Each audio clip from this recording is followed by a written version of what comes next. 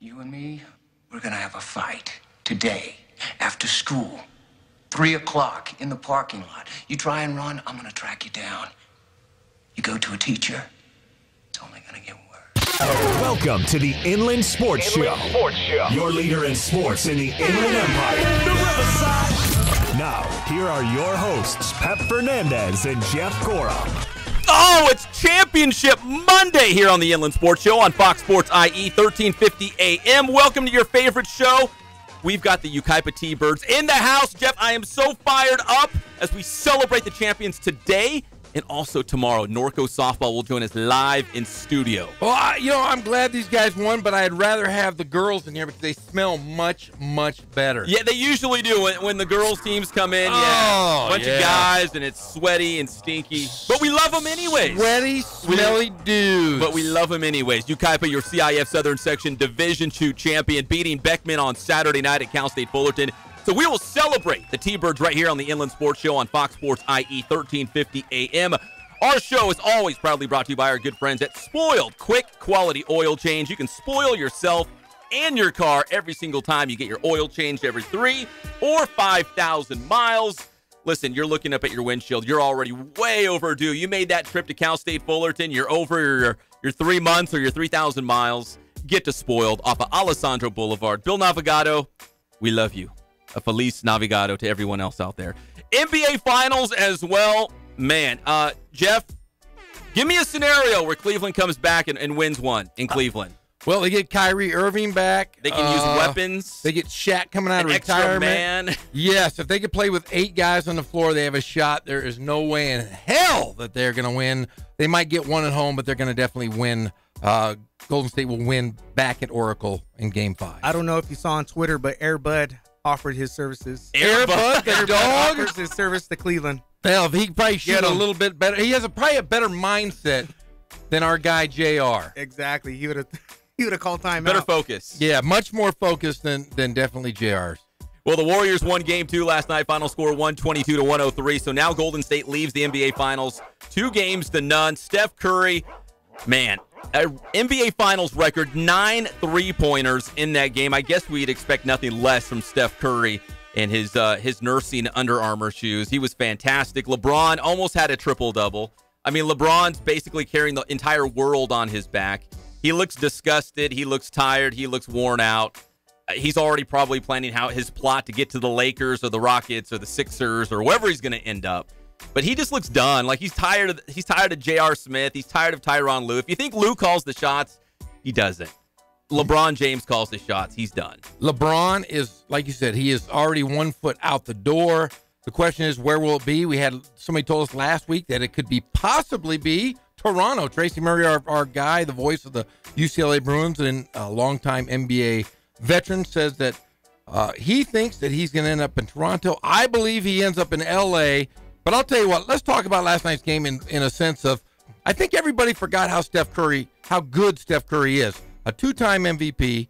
He missed 31 games this year. He missed the last 31 games of the season, and everybody counted him out. If you take Steph Curry off that team, we're talking about a different series. He is right now playing at the peak of his game. Not a great defender because of his slight size and stature, but I'll tell you what, between he and LeBron James, they're putting on a show. Everyone else, though, not too sure about right now. Kevin Durant's pretty good, but Steph Curry and LeBron James are head and shoulders above anybody else on the floor. And again, I know people were like, "Oh man, Golden State, Cleveland again. This is tiring." But I'm excited about it. Again, the same reason I like to see Tom Brady in the Super Bowl. We're not going to see this forever. This is a dynasty. These are one of the greatest of all time. LeBron James, I'll say this again. I think this might be the last time we ever see him in the NBA Finals. Ever. If he goes to Toronto, we're going to forget about him. If he goes to Philadelphia, they're young. So is Boston. Boston's good too. If he goes out west, I mean, they're still Golden State. I'm just saying he's in his prime right now, but that window is closing. This might be the last time we see LeBron James in the finals, and this could be it. So soak it in. Enjoy it. Oh, I'm not a big LeBron James fan unless he comes to the Lakers, but I will say this.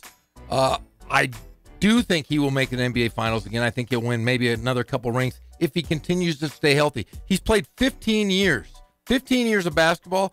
But with all the extra games that he's played, all the playoff It's added up to 3 more years. So he's 18 years in the league when he's really 15 years in.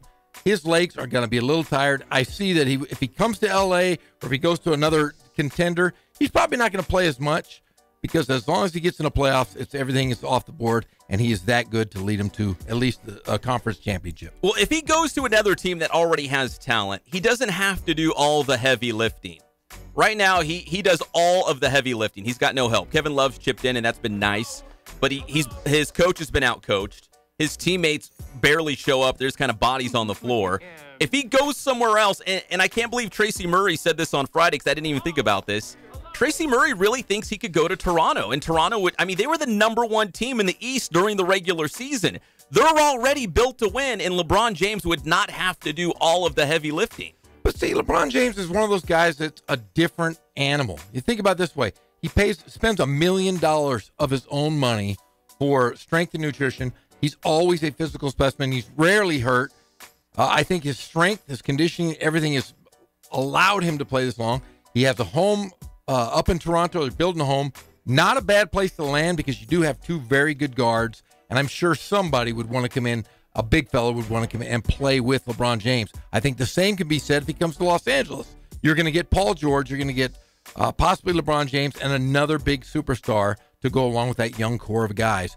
Not bad places for either one of those 2 spots to land. Well, Game 3 is Wednesday night in the land. Game 4 would be Friday. So the NBA season could be over by this weekend. It could be. But I'll tell you what, it's looking a little better for Golden State because Andre Iguodala is coming back. He has no pain in that knee, so the next couple games will really decide how much of a factor he was and how much he is against LeBron James. So somebody else will have to step up and win if they're the Cleveland Cavaliers. So basically what you're saying is it's just getting even worse for Cleveland. Well, now Golden State's going to be at full strength. Well, yeah, I mean, it's worse for him, but I also think that next year, we talk about how good the Golden State Warriors are or have been. They're probably going to be a dynasty, but they're going to have to reevaluate themselves as well because they haven't played the best basketball. They've played short spurts of basketball. They were better the last couple of years. They've been a lot better. And you look at the 3 quarters that they play mediocre basketball. They've been in almost every single game except for a quarter or an 8 or 5 minute stretch where they're just going to go off, which they do. What they normally do is they shoot the ball well, but they're going to have to reevaluate because they played turn off and turn on basketball a lot like the Lakers used to do when they had Shaq and Kobe in their heyday. They need to change something because they're going to get stagnant if they don't change the way they play.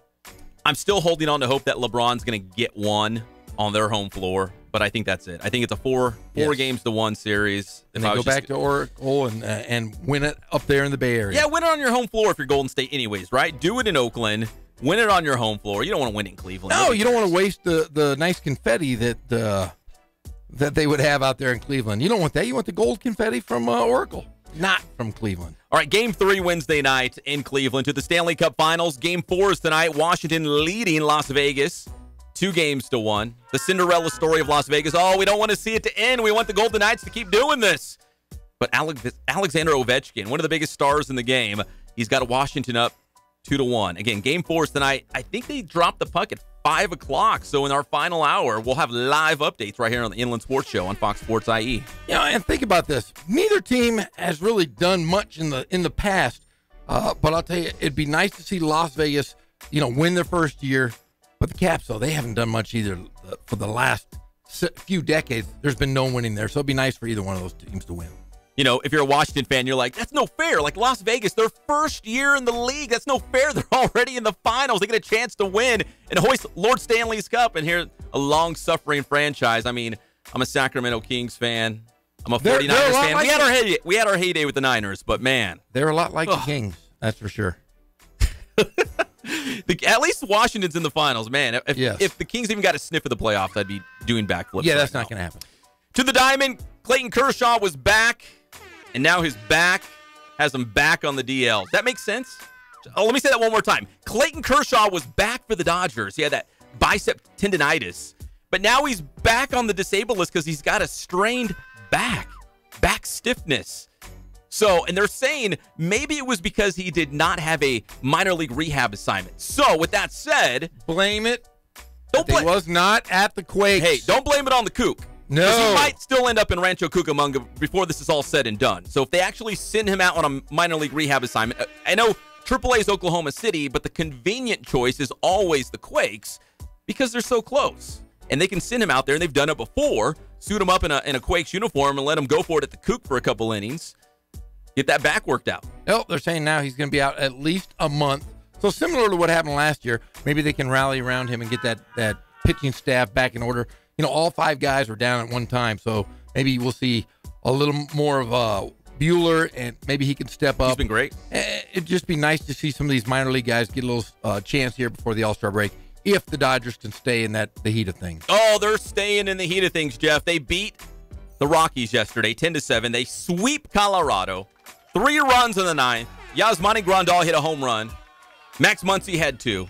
The Dodgers are back on track. They're only 2.5 out of first place. Everything is great for the Dodgers. No panic button. And they're not even at full strength. No panic button. We were going to install a panic button in our studio. We took it out. We said, no, we believe in the Dodgers. Forget it. Well, I'll tell you what, there is a little bit of a panic, and everybody, hey. All right, I'm bring that panic button back.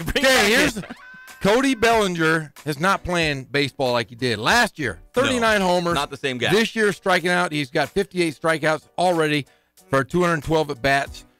When are they going to drop him down to get his game back in order? It's got to be soon. Yeah. Because you can't keep playing him if he's not batting, if he's not hitting the bombs like he did last year. He's batting 226. That's not very good. I would put Kike or I would put Jock in center and play Muncy at first right now. I can't believe I'm saying that, but that's what I would do. What would you do with Cody Bellinger?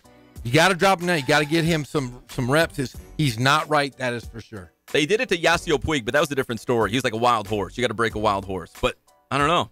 I don't know what you do. He was so great last year. He can do it. Yeah, but, I mean, he can't continue to hurt the team because you really can't put him in anywhere in the lineup where he's going to help you. Meanwhile, the Halos, a 3-1 win against the Rangers yesterday. Justin Upton, home run number 12 on the season. They got the Royals tonight, so we get to hopefully see Trevor Oakes, the pride of Woodcrest Christian, the pride of Cal Baptist University, getting a couple appearances here for Kansas City, being called up. We will not see Lucas Duda. I had to look him up because I'm like, man, we have not heard of Lucas Duda in days. What's going on? He's got plantar fasciitis. So the pride of Arlington High School will not be penicillin down here in for Orange that. County. Penicillin. Is that what you take? Yeah. Paging Dr. Gorham. I had no idea. That's not really. You Coach just Gorham. you Coach just Gorham. sit on it and you get it fixed. Coach Gorham. But it does sound like something you would fix with definitely with penicillin. But no, I believe he's just going to need some time and a little R&R and get that foot back in order. We're also keeping tabs on the Major League Baseball draft. First 2 rounds today. We could see Bryce Terang from Santiago get called in the first round. They were talking about maybe like first couple of picks of the draft, but now maybe mid to late first round. He's that good. Someone's going to take him. I know he signed with LSU, but he's that good. Someone's going to go out and get Bryce Terang tonight. The last thing within the last hour, they're saying that he might drop down to 17, which would end up with Who's that? the Angels, which would be great for Really? him. Yeah, so that is the latest within the last hour. He has dropped down to 17th, which is the Halos have that pick, and he is slated to possibly drop down from 11 to 17. See, that's great on so many different levels. One is, from Corona to the Big A, that's just down the road. And then the Angels organization, we can watch him right here at Inland Empire. I mean, he'll make his way up to High A, and we'll get to see him playing for the 66ers if that happens. Remember, we saw another mock draft had him going to was it Arizona? They had him going to the Orioles, which was 11. Oh, that's another one. Okay, yeah, that was as high as he was going, but they're saying now that he's dropped down to 17, and the Angels really like him. All right, again, it's Championship Monday around here. We got the Yucaipa baseball team in studio. We're going to celebrate their Division II championship. Norco softball will join us live in studio tomorrow. It's all brought to you by our good friends at Ken Sporting Goods. More than 40 years in the Inland Empire, bringing you all of your sporting gear needs and Letterman's jackets. They can do team sales as well. You got a big order, it's all good. Maybe you just need a baseball mitt. They can do that too. Soccer cleats. They can hook it all the way up at Ken Sporting Goods out in Horsetown, USA, Norco, California. KenSportingGoods.com is the website. When we come back, the T-Birds have flown into the Inland Sports Studio. We'll talk Yucaipa baseball when we come back on your favorite show, the Inland Sports Show on Fox Sports IE, 1350 AM.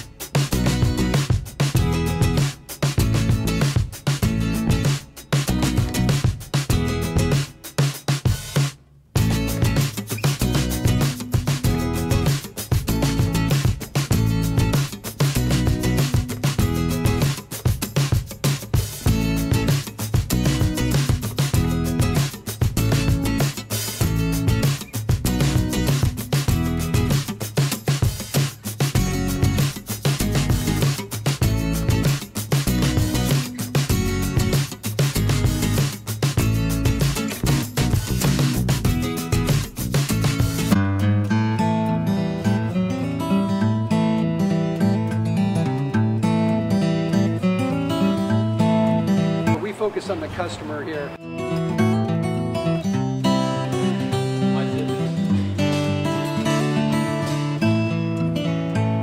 Believe it or not, that is the biggest thing for customers on an oil change. They just want the convenience of coming in, driving in, getting it done, and driving out.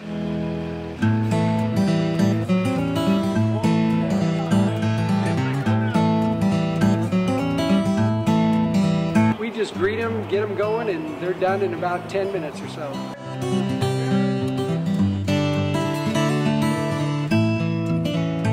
We don't push any sales on them. We do the oil change, and I think that's what sets us apart is our customer service. Vacuumed and cleaned your windshield for you as well. Everything's looking pretty good.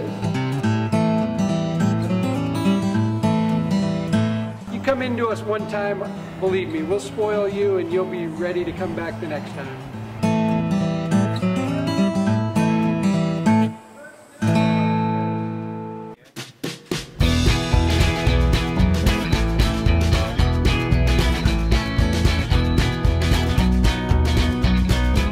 Thank God, first of all. I thank the great people that I've got around me that help support me, the people that work for me. As I started, if it wasn't for the people around me, we probably wouldn't be here right now, but I've got a great staff.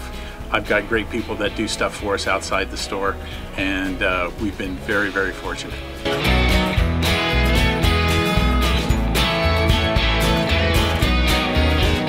Our service is impeccable, and we just keep trying to get better every year.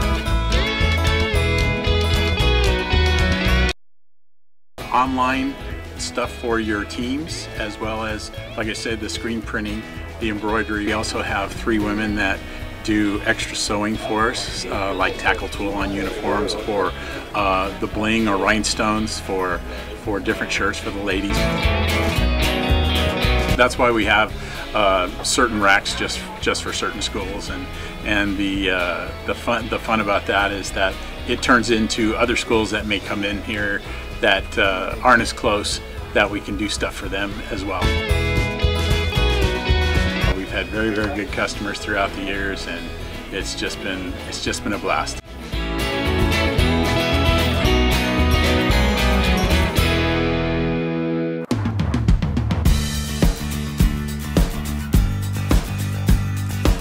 We're a small family-owned, strive for quality pre-owned vehicles. We're not a volume dealer, and we take every deal as personal to us.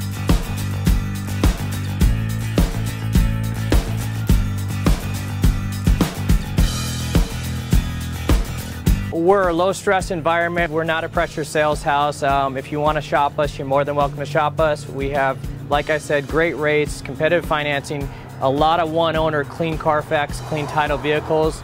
As you see, we have Carfax everywhere. That's most important to us, to educate our customers before they make a purchase.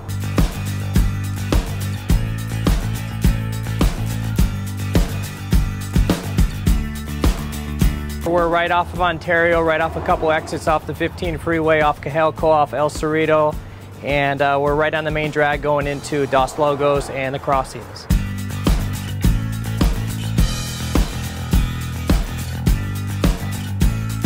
We have great financing, we have great lenders that we're using. We do buy, sell, trade, cash for your car. Whatever we need to do to help accommodate the customer, that's what we're here for.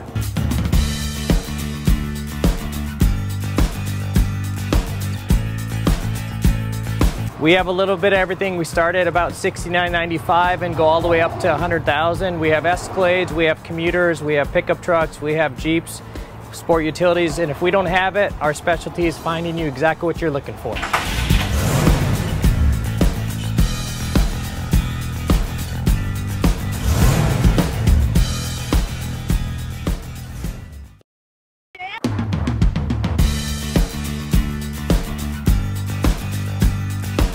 We're a small family-owned, strive for quality pre-owned vehicles. We're not a volume dealer, and we take every deal as personal to us.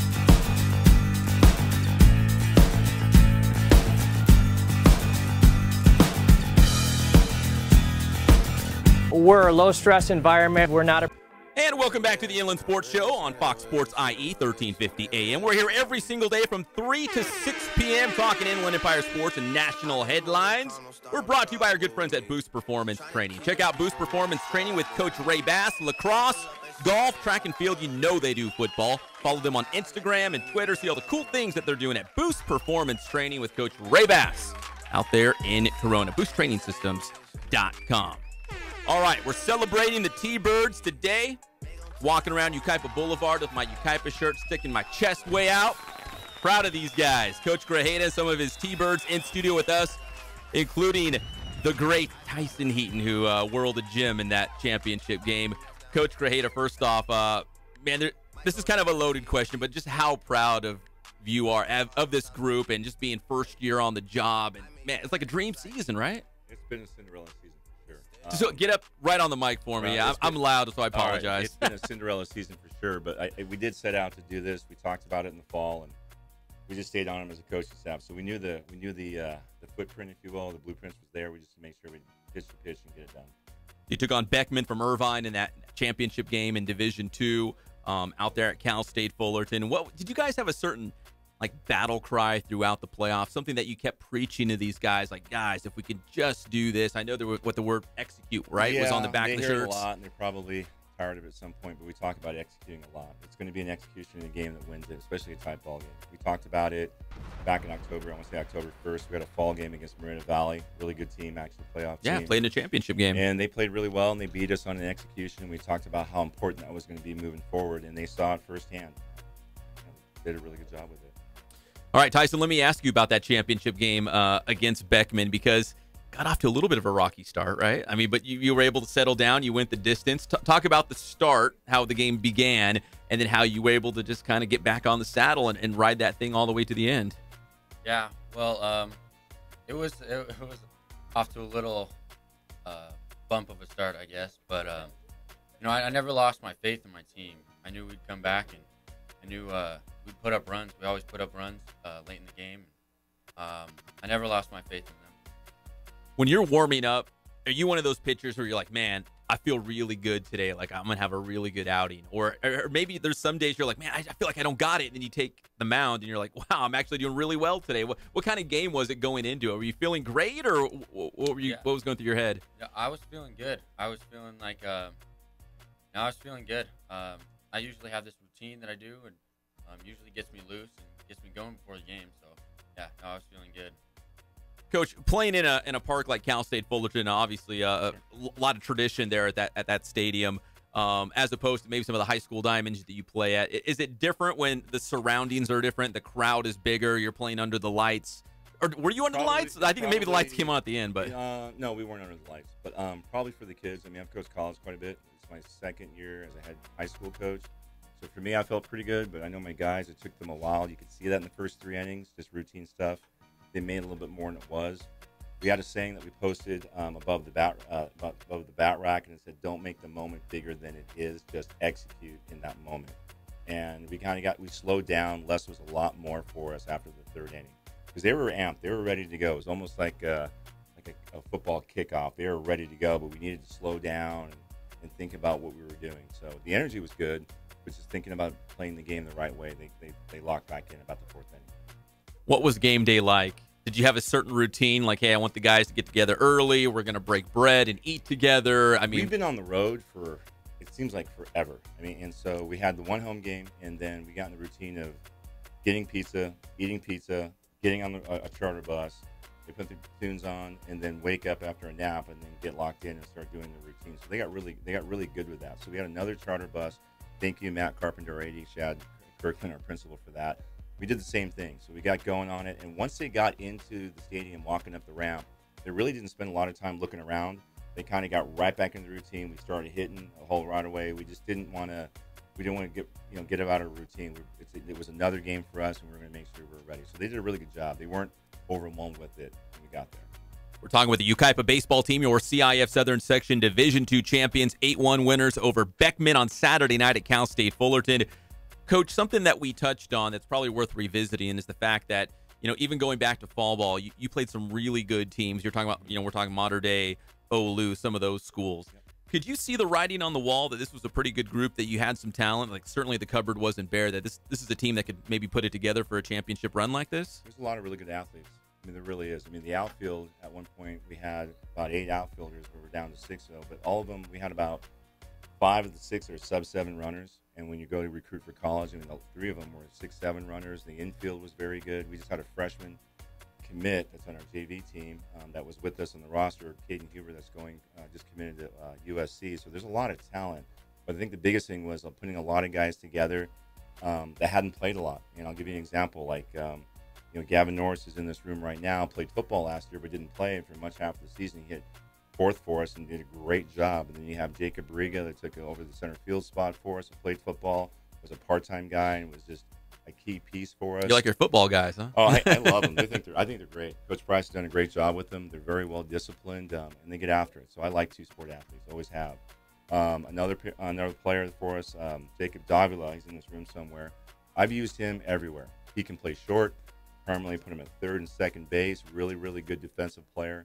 And he's really coming to his own. So those types of players we talked about before, the role players are gigantic. And as you know, Vinny Alvarez, I talked to you about, is going to be on the San Bernardino All-Star team. Yeah. I think went 8-3 for us, and he threw 7 or 8 innings all of last year. So we needed that number 2 to get here. So it was, we do have talent, a lot of talent-laden guys, but those role guys need to come through for us to be here where we're at now. Tyson, let me ask you. So you guys, I think it was the 5th inning, right, where you kind of blew it open. I think you scored 7 runs, built that lead. So it's 8-1. You're in the 7th inning, down to that final out. I mean, you must know, like, okay, I'm like 1 pitch away from just putting this thing away and winning that championship. It's probably hard to explain, but can you put that in the words? What's that like? Trying to stay composed, but you're knowing, like, listen, we're 1 out, 1 pitch away from winning this title. Yeah, no, I was ecstatic. Honestly, it was kind of hard controlling it on the mound, but I knew I still had something to get done before we could celebrate, but I knew it was coming, so it felt pretty great. Yeah, because I'd imagine, like, if I was doing it on the inside, I'd be, like, jumping up and down. I'd probably have, like, a big smile on my face, and the batter would be looking at me all weird. But you know what I mean? Like, because you know it's going to happen. Yeah. And you're, just need that 1 out or 1 pitch away. He was 3 pitches away from coming out. In high school, they have a 110-pitch rule. And so we had Vinny ready to go, Vinny Alvarez, because he was at 107. Oh, I didn't know that. Yeah, so we were sitting there looking at it, and we're like, okay, we're getting close. We're talking to Vinny, are you ready to go? And he's, yeah, I'm ready to go. So we're really close to it. So obviously you keep close tabs on that. Did you know, Tyson, as well, what your pitch count was? I knew my pitch count before I went out there. I knew I was at 92 at the beginning of the inning, so I knew I needed. So what, 18 pitches to get out of there? Yeah. And you did it. That was it, yeah. So, Coach, I saw this as well. This is the most wins that Yucaipa High School has had in a single season. Yes. There's been some great teams at Yucaipa High School, great players. Absolutely. This has been a historic season, maybe the greatest ever, because from what I understand, the other CIF championships that Yucaipa has, and this is no slight to those championship teams, but they were at Division 4, like they were, so, yes. And this is a Division 2 title. I mean, I guess we're going to be Division 1 next year. So you've got to be right. Like you win a D2 title, they're definitely going to bump you guys if you up. win semifinals, you automatically go to the next one. Is it okay? So when you look back on the season as a whole and winning this championship and the history you're able to make with the most wins in a single season, I mean, again, going back to that dream season, I mean, is this basically how like the ideal situation would play out for you to win this I knew this? we'd be good. I knew we'd have a chance, but I really did not. I thought we'd get here, to be honest with you, at least get close to it. But the way it ended up with the most wins and all those different kinds of things and guys developing, it's just been tremendous. And that's a credit to the community, their hard work, and the coaching staff we have. You can't make it work with all those things. And I think Matt Davidson sent you guys a message, didn't he? Like He's on been Twitter great. or something like that. He's like, come to the fall. He's worked out. He's actually taken at bats off guys in the fall as far as not swinging the bat, but getting his timing down and stuff like that. He's been around the yard. I mean, we had our fall World Series. He was there. I mean, he's been around. It's been good. He's embraced it. How cool was that, though, to actually get a message? I don't know if he was in Chicago or Kansas City or wherever they were at. He sent you like a video message. It was really cool. He reached out and he goes, "What can we do?" And I said, "Hey, a team meal would be great on the Friday before." And we set that up at Jake's Bistro, downtown, and it was great team bonding experience. It got him going, and it's awesome when you have alumni like that reach out and still care about your program. I thought that was great. Yeah, there's been some great players to go through the Yucaipa program, and Tyson, I'm sure you know who Taiwan Walker is, the Arizona Diamondbacks. to think that you're putting your name now with these guys because you're a CIF champion. I mean, how do you put that into words? It's a kind of surreal thing. Man, we won a Division II championship, and there's been so many big names to come through this T-Birds program. Yeah, no, it feels pretty great to be associated with those players, all coming from Yucaipa High School. It feels great. Tyson, let me ask you, going through CBL play, because, Redlands East Valley's strong, and, RHS Redlands is strong, and Carter's had, they've had some great seasons as well, and Citrus Valley, they were CBL champs last year, I believe, right? Last year. I mean, so you guys were battle-tested. You had to go through some good teams just in CBL play. How did that help you by the time you got to playoffs? Well, it was a huge help, actually, because I knew we were playing these great teams, and we were beating them, that we were going to make a run. We could beat these teams, and we could beat anybody if we set our minds to it, really. Coach, how do you balance keeping these guys positive and confident, but at the same time trying to temper, hey guys, let's not get a big head, let's temper our expectations just a little bit, or do you go all in and say, hey guys, man, we're really good, we're going to win this whole thing, or are you somewhere in the middle? These guys positive is. They're pretty positive, pretty loose group. They have a good time. If anything, I have to rein them in and kind of have them work between, color between the lines. So for the most part, it's been pretty good. They're pretty positive, really tight-knit group. Very competitive. Our practices are competitive. Our inter squads are competitive. It's been pretty good. Tyson, who is the most upbeat, positive guy? Because I know baseball players, man, they love to yell stuff from the dugout. Encouraging things, supportive things. I mean, who's that guy? On our team, that is definitely Trevor Stewart. He's always in the dugout. It's the loudest one. You can hear him from the parking lot, wherever you're at. Yeah, he's definitely the loudest guy on our team, the one that's the most upbeat, for sure. Because you need those guys. And I think that's what I love about baseball, too. They're so supportive, and you guys are pretty wacky as well, with the rally hats and things you do in the dugout, whatnot, to keep it loose, right, Coach? To enjoy it. This is fun, right? It's baseball. Can you guys stay one more segment? Yeah. Is that cool? Yeah. All right, Greg Holla, let's take a break. When we come back, we'll talk a little more Yucaipa baseball here as well. We got the T-Birds in the house, your CIF Southern Section Division II champions. We'll also recap for all our softball and baseball teams that were playing for CIF titles over Friday and Saturday. We'll be back at your favorite show, the Inland Sports Show, on Fox Sports IE, 1350 AM.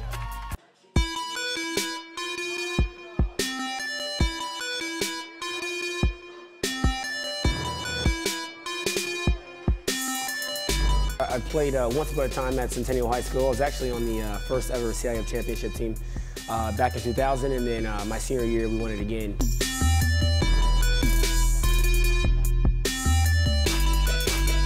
I'd say that's my passion because I've done it. I know exactly where these athletes are at. I know what their mindset is right now. I know how hard it is to, number one, find a performance coach who can take you to the next level.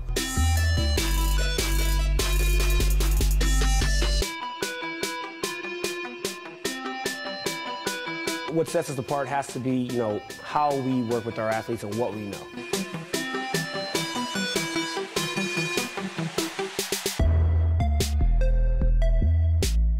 We can take an athlete and help them reach their athletic potential, help them, prevent injuries, help get them stronger.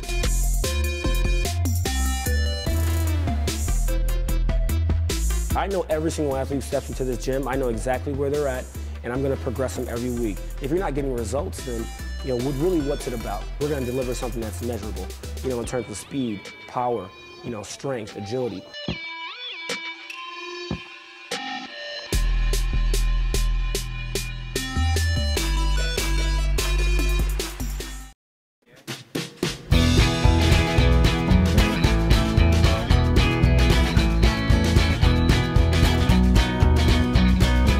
Thank God, first of all. I thank the great people that I've got around me that help support me, the people that work for me. As I started, if it wasn't for the people around me, we probably wouldn't be here right now, but I've got a great staff.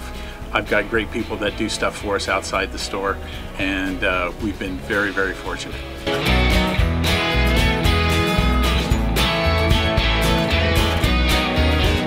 Our service is impeccable, and we just keep trying to get better every year. We can do online stuff for your teams, as well as, like I said, the screen printing, the embroidery. We also have 3 women that do extra sewing for us, like tackle tool on uniforms, or the bling or rhinestones for different shirts for the ladies. That's why we have certain racks just for certain schools, and the fun about that is that it turns into other schools that may come in here that aren't as close, that we can do stuff for them as well. We've had very, very good customers throughout the years, and it's just been a blast.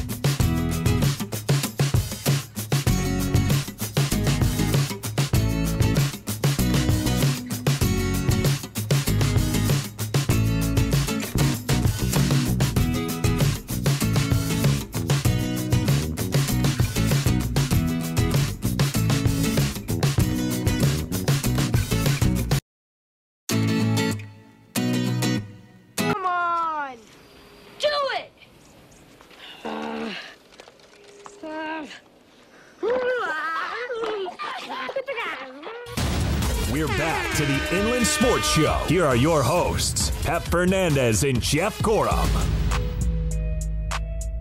This is probably the best day of my life. We got the Yucaipa baseball team in studio, CIF champions. Welcome back to your favorite show, the Inland Sports Show on Fox Sports IE 1350 AM. We're brought to you by Ken Sporting Goods. More than 40 years in the Inland Empire, bringing you all of your sporting gear needs. And they can do Letterman's jackets. In fact, they'll bling it out if you want it. And they can do team sales as well. KenSportingGoods.com. Jason, we love you out there, Ken Sporting Goods. In fact, you guys have the best baseball uniforms in the game, Coach. Thank you, sir. You guys look sharp. Love that. Dressed to impress. You got some of the guys behind the mic. Did you guys feel good wearing those uniforms out there? Well, see, we've been, like you said, we've been playing away a lot. So we've been wearing our away uniforms. So the grays, like, I felt like we just kind of started getting used to them. Like, we all asked each other, too. We were like, well, what do we want to wear to the championship, you know? I feel like that's what we kind of got used to was the cobalt grays. Is that what it's called, cobalt? Yeah. It's kind of that charcoal-y dark gray, right? We were the home team, so we were supposed to wear whites and that type of thing. We're like, no, we're going to wear the cobalt. So if you're the home team, you get to choose. Is that how it works for the title game? Or you just did? You just rolled? No, we just rolled out. We just did it. I even talked to Coach LaBelle and I apologize. I probably should have called you since that's what we're wearing. Well, I'm trying to remember now. Did Beckman have grays on? They did. Like light grays, right? Light grays, yeah. It's all good. You guys look sharp. Thank you. Really good. All right, we're talking Yucaipa baseball here on the Inland Sports Show. Your CIF Southern Section Division II champions. Coach, you've got a lot of background in college baseball. You kind of run the T-Birds like a college program, and some of these guys will go on and play at the next level, so they'll hopefully be a step ahead of a lot of other guys. But do you kind of run that? Yeah, like absolutely. I was talking to a lot of friends of mine. We're trying to figure out how we're going to put this together, and we just used the college template and plugged it in. And like we talked last time, it was a little rough in the fall for them because it was new. I mean, they were getting used to me, but that whole approach was different for them. And once they took to it, it was really good. It went really, really well. Practices, we got a lot in a short amount of time, really good tempo. And I think they're going to be prepared when they move on and play. That's the biggest thing. I want them to be ready to go. So we got a packed studio, but we got a couple guys behind the mic right now, not named Tyson Heaton. Guys, when you look back at this season, there was probably a lot of special moments, and not the walk-off, Vinny, in Vegas. But what are some of the things when you look back on this season that you're going to remember? Of course, hoisting the championship trophy. But is there certain things along the way, maybe behind the scenes, things that happened that kind of built this team to what it is? They're giving you hints. They're trying to tell you the answer. I got one for sure. We came back against Redlands, 4 runs in the 7th inning. We were down 3-0. So we came back and beat them. That was a big win, wasn't it? Yeah. That was a big win. That really helped us. That was a big win. Yeah, and RHS made it to the D3 semis, right? Yeah, they had tremendous pitching. They had phenomenal pitching. Schubert really and Landon, right? Who am I missing? Zofria. Yeah, Marcus Zofria. Lights out. You tossed a no-no last year. Yeah, he's very good. He's very, very good. All right, your favorite moment. Not a walk-off, though, in Vegas. Anything but that. I feel like my favorite moment was probably the Rev game. Because that Rev game I felt like was – I feel like it was kind of like an iffy game. We didn't really know what was going to happen.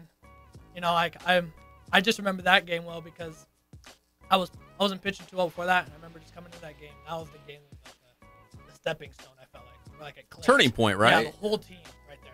Like once we got that fire beating Rev that game, I felt like it was like we're playing with a different effort. Like there's different motives. No, that makes sense. And Coach, maybe there was a moment for you too. Like, was there a point in the season where you're like, wow, this team really turned it on? Like, or maybe they're grasping what I'm trying to tell them at this point. I mean, was there a moment or a game? I thought the Newport Elks tournament, playing 4 games on the road and winning at Roosevelt High School on the road like that. We played 4 games in 5 days, and every single game was super, super tough. And so they did a really good job, and I think once they got that done and taste for it, I thought we were going to be doing pretty well. I thought League would do a good job, and like you mentioned, the game that he pitched in, it was 4-3. He almost didn't get the ball that week. We were trying to get him back on track, and he absolutely just came in and shut him down. The following week, he threw lights out against Cajon and just continued it. He did a great job. Guys, we also have the Inland Empire Baseball Coaches Association All-Star Game. It's coming up this Friday at San Manuel Stadium, the Inland Sports Channel on YouTube. We're going to stream that thing live out there, the home of the 66ers. And Coach, you've got a couple of your seniors playing in that game. How proud of you are these guys? I'm excited. I think it's great. You have Vinny Alvarez, and Jake Green is taking things on as well. And it's a great showcase to our program and showcase to them. And maybe that last year, where they are now. And for Vinny and Jacob, when you guys get to San Manuel Stadium, you got your Yucaipa gear on. Might feel a little different, right? Because you're a CIF champion now. What do you think that's going to feel like when you're roaming around with all the other, not just the CBL schools, but all the San Bernardino County schools, knowing that you're a CIF champ? Yeah, because I guess it's maybe almost a little bit more pressure. Because they're going to be like, what are these guys about? That's true. Like, these guys, That's true. These guys just won a CIF championship, so they're probably the real deal. So, yeah, we're going to have to go out there and show them how Yucaipa does it. How about you, Jacob? I'm just going to be proud to be there. Like I told Gavin before the season, before we started, that was my goal, actually. I wanted to make the All-Star team. So I feel proud just to be part of the team. That was a pretty cool thing. I didn't even know that existed. I didn't. Surprise. I didn't know there was an All-Star game. Yeah. The coach let me know. I was like, oh, well, that's awesome. Good opportunity. So CIF champions and the All-Star game all in one season doesn't get any better than that, right? Yeah, it's like, because you don't picture your senior season going like that. You don't really know how it's gonna go, but it literally worked out the best way. I guess it could. Everything went the way. Because there's so many guys out there. They're like, oh yeah, we didn't make the playoffs, didn't make the All-Star game, probably my last baseball game ever. You know what I mean? There's not a lot of people that can say what you guys are saying right now, winning a CIF title and making it to the All-Star game. I will tell you, looking on the outside, yes, we won a CIF title, but there was a lot of bumps on the way of the road to get here, and I was very glad that these guys grinded it out because there was a lot of teachable moments, if you will say, and we came together. Teachable moments? Is that what we call it? Yeah, that's what we're going to call it, and some growing pains, and they tribute to them. They stuck to it. They stuck to it, and we got after it. So it was good. It was very good. Can I get Tyson on the mic as well? Yeah. Real quick. Because Tyson, here's the deal. On your favorite show, the Inland Sports Show, every single Monday, we do our Marines Recruiting Station Riverside Athlete of the Week. And this week, we are proud to announce Tyson Heaton, Yucaipa High School baseball pitcher, as our Marines Recruiting Station Riverside Athlete of the Week. He went the distance. You also had 3 hits against Beckman. He's the hitter, right? Tyson Heaton is our Marines Recruiting Station Riverside Athlete of the Week, leading Yucaipa to a CIF Southern Section Championship, their first since 1994. He went the distance on the mound. He had 3 hits. So, Tyson, first off, congratulations.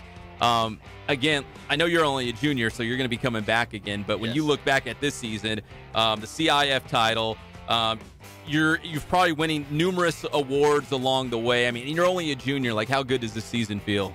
Well, first off, thank you. That's pretty great. But no, it was pretty amazing. Not just to win the awards, but the team that I was able to do it with this season. I'm really proud that I was able to be a part of this Yucaipa team, not anywhere else in this, at any other school. I'm just glad I could do it as a family, as it says right here on the back of our hats. Props. So you guys must genuinely enjoy each other, right? Yeah. Away from the field? Yeah, no, we have a good time. We have a good time. So Tyson Heaton is our Marines Recruiting Station Riverside Athlete of the Week here on the Inland Sports Show. So, Coach, finally, I mean, you won it this year, so now obviously the bar is going to be sky high out there in Yucaipa now. And you, like you said, you'll be Division I come next season. You know, what are the keys now? I know Tyson's back, but what are the keys to kind of keep this thing going in the right direction? Just keep doing the same things over again. I mean, we're just going to try to get the next guy ready. We need a number 2. We're going to start working on that in the summer for July, and we got some pretty good candidates, and, Trevor Stewart and Nick Brunn and Bradley Heacock and those types of guys in our program. So we're going to start with them and then continue the process in the fall. Well, guys, congratulations. Thanks for coming in. I wish our studio was bigger. I wish they paid me more money so I can just build this massive studio and have everybody in here. But congratulations. It's so awesome. I was telling some of these guys, I live right near that Yucaipa border. So, again, like when I'm strutting down the boulevard and I got my shirt on, I stick my chest out a little bit, right? There you go. Thanks for having us. All right, thanks, guys. Congratulations again. That's the Yucaipa High School baseball team here on the Inland Sports Show. Again, we'll see a pair of these T-Birds Friday in the Inland Empire Baseball Coaches Association All-Star Game, Riverside County against San Bernardino County. You can watch it live on the Inland Sports YouTube channel. When we come back, we'll tell you why Golden State was given a standing ovation and MVP chance for J.R. Smith of the Cavaliers. He is the MVP. We'll be back. It's your favorite show, the Inland Sports Show on Fox Sports IE, 1350 AM. How you guys doing? I'm Coach Ray again. We're here at the Boost Performance Center with the one and only Pep Fernandez. So today's tip, I'm going to go over the shuttle run. So really, the shuttle run is a great drill to measure lateral speed, power, and change of direction. So we're going to go over that today, and it's a drill that can benefit really, again, any type of field sport, whether you're a basketball player, football, volleyball, soccer. You know, if you got to change directions, you got to be quick. Shuttle runs for you. Okay, so Jacob's going to demonstrate the shuttle run here. We're going to start off with the stance. So he's going to have his feet about hip width. Now, this is really important because a lot of times you get guys who will try to shift their stance. you got to split the line evenly, and you want to make sure your toes are forward. You want to make sure your feet are right underneath your hips, all right? So he's going to have his feet forward and underneath their hips. All right, now, when I say set, he's going to drop down very quickly. Whatever hand is down is the direction that you have to go. So he's going to go to his left first, so he's got to have his left hand down. Now, his right hand is going to be right here. All right, it's going to be right in front of his body. His elbow's going to be flexed. Hand's going to be right under his chin. All right, so when I say he's going to drop down really fast. All right, he's going to put his hand down, left hand down on top of the line, right hand at his underneath his chin. Ready, set. All right, relax. All right, so that's the stance there. We don't want to hold the stance any longer than about 3 seconds. All right, so we want to be in and out. All right, now let's talk about the first touch. Once he leaves, all right, his first movement, that timer is going to start. He's going to give me a nice lateral run coming out. So he's not going to turn his head and turn his body to run. He's going to lateral run coming out. And then we make our first touch. He's going to do what's called a wedge cut. It's a double foot cut, and he's going to touch right outside of his feet here. So he's going to touch the line with his left hands. He's going to do a wedge cut, a double foot cut. He's going to have a nice angle at the shins. He's going to touch right outside of the foot. So now I'm heading back in the direction I want to go. All right, that angle is really important. So we're going to nice wedge cut here, left hand touch. We'll wedge cut it here with the right, and then we'll sprint through for the finish. 5, 10, 5. Here we go. You ready, Jacob? So he's going to go on me. Set. Go. Take it back. Finish right in the middle. Good, right there. Now, typically, you want to finish with your head down or maintain that forward lean. There you have it. Shuttle run.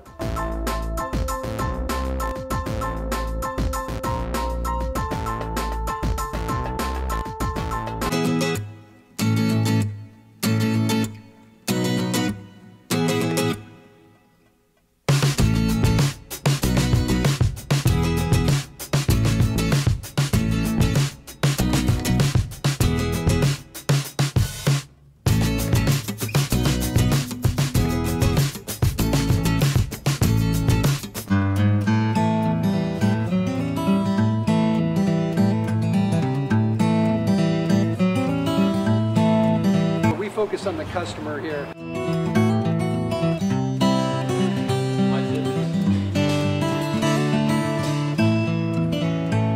Believe it or not, that is the biggest thing for customers on an oil change. They just want the convenience of coming in, driving in, getting it done, and driving out.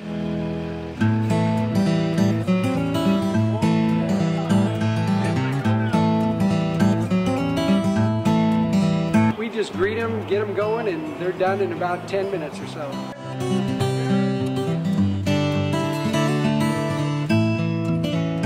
We don't push any sales on them. We do the oil change, and I think that's what sets us apart is our customer service.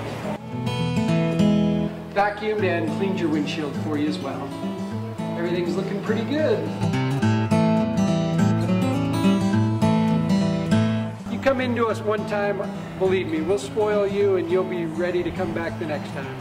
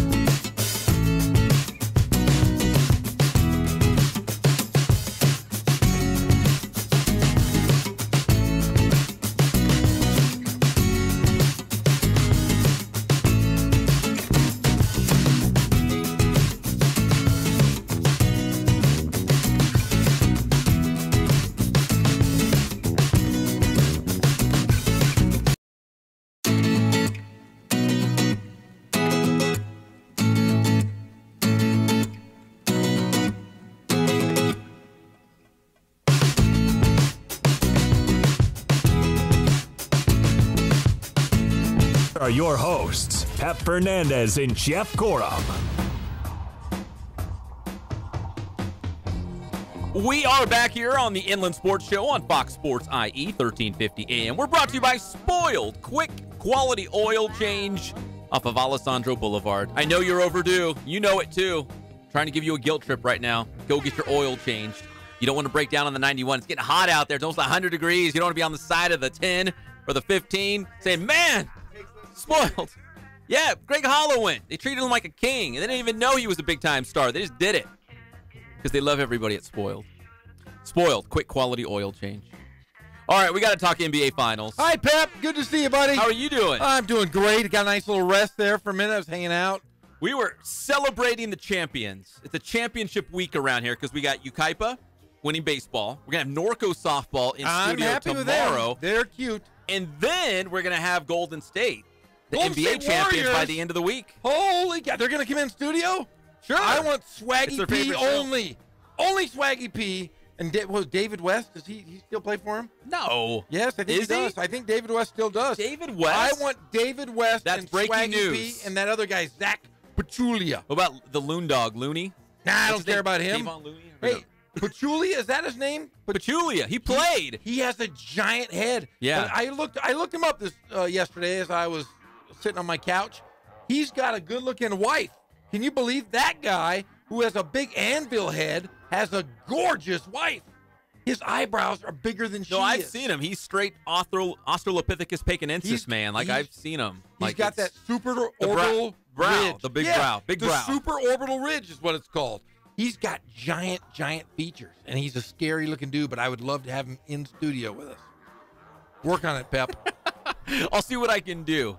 Yes, you need Bring to. some of that swagginess with Yeah. Swaggy P and Big Brow Guy. Big brow guy. David West, who I didn't even know was in Yes, the league. Like, we David could have all West the is whole on the team. or we could have Curry and Durant. I mean, or Who if we have cares the about other those guys. guys? They're old has-beens. Everybody talks to those guys. We want the guys that don't play very much.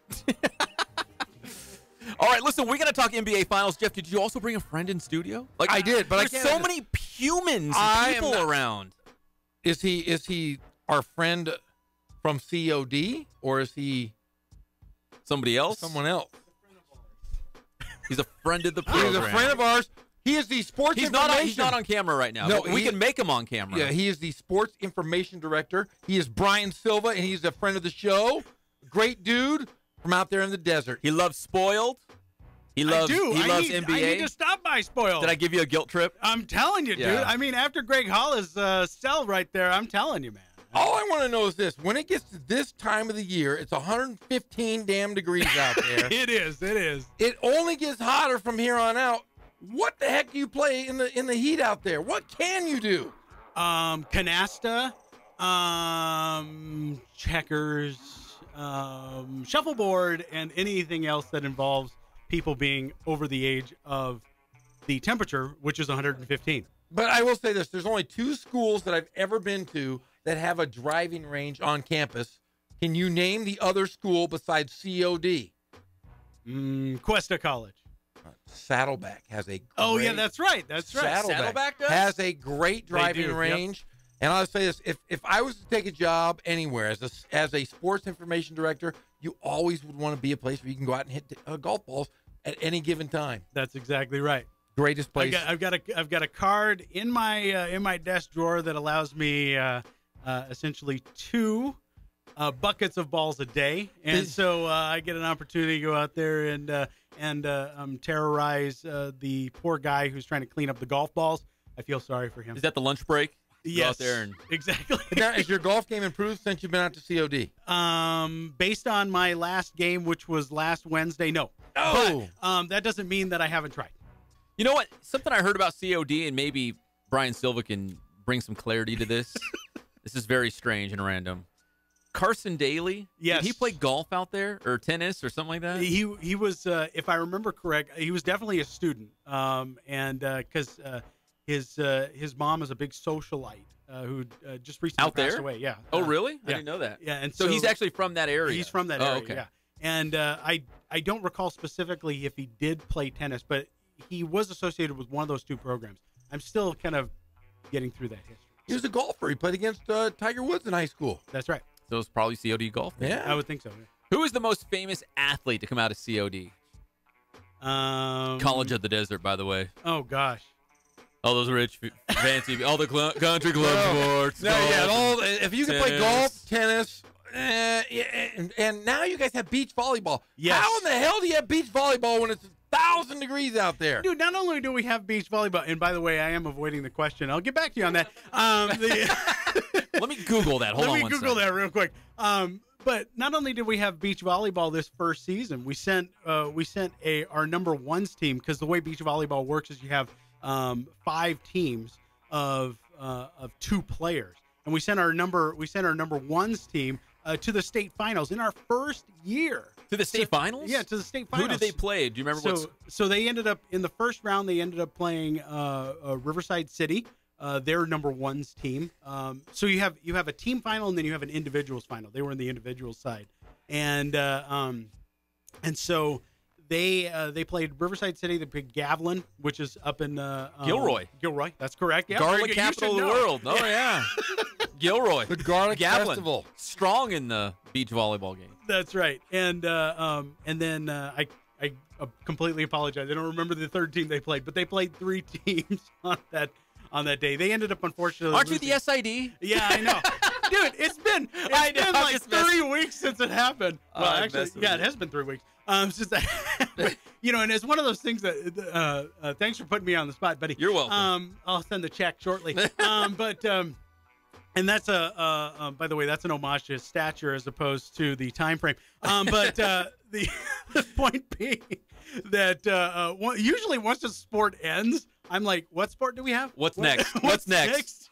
And thankfully in this little month of June here, we're getting ourselves keyed up a little bit for fall, and then July it's straight on to our fall sports. Brian, I got some really bad news. Uh-oh. So I was trying to beat you to the punch, and I Googled famous COD athletes. So did I. Problem is, and I'm not a video game guy, if you search COD, it's not Call of Duty. It's Call of Duty. It's not College of the Desert. Unfortunately. That or you end up with College of DuPage in Illinois. So listen, as the SID, work on those search engine results. Try to knock off Call of Duty. Well, I went to Wikipedia, and normally it'll say like notable students that went there. It just has history and automotive. That's it. History and automotive is the history of College of the Desert. So clearly things I need to work on. There had to have been like some guy get drafted, like Major League Baseball.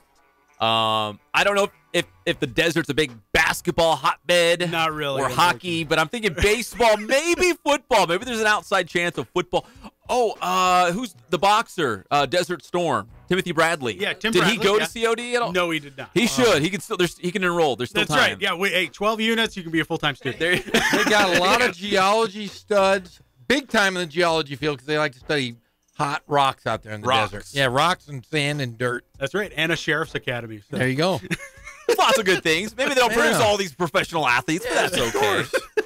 But if you play golf and tennis or beach volleyball, which is actually huge now. In fact, Cal Baptist, Jeff, we had them on the show, the Witt twins. They were stars, beach volleyball stars at Arizona, and they transferred to CBU to play a season of indoor, like traditional volleyball. And now they're pro. They're pro beach volleyball players. So it's a growing sport. I know a lot of Division I programs are adding it. So I get why COD did it, because you're going to attract athletes, because now there's scholarships. There's avenues now to play beach volleyball at the D1 level. Definitely, and it seems like it's not only emerging within the Division I level, but also you're seeing it populate at D2, D3, and NAIA levels that are really trying to get on board with this, and adding another women's sport, popular women's sport, helps with Title IX compliance. Yeah, helps with all those other things. So, and plus you have some of that crossover. There's very few programs, some elite community college programs, like at Cabrillo College up in Northern California, that you don't see any crossover. You only see that with a handful of schools. Most schools, like Riverside City College, like our case over at College of the Desert, they'll have most of their indoor squad will also be their beach squad. So you have an opportunity to keep your girls conditioned throughout the entire year and ready to play when the fall comes. Is it teams of 2 and 4, or how does that work for beach volleyball? Teams of 2. That's it. Mm-hmm. Okay. And a maximum of 5. So you have like teams. subs, like no, 5 total teams. So I see what you're saying. Okay, yeah, so you'd have 10 players. So it's almost like tennis. Like you have on court 1, we've got so and so. On court 2 is this team, and exactly something like that. Mm-hmm. We got Brian Sylva here on the Inland Sports Show, Fox Sports IE 1350 AM. He is a long-suffering Phoenix Suns fan. Yes. I mean, in deep depression.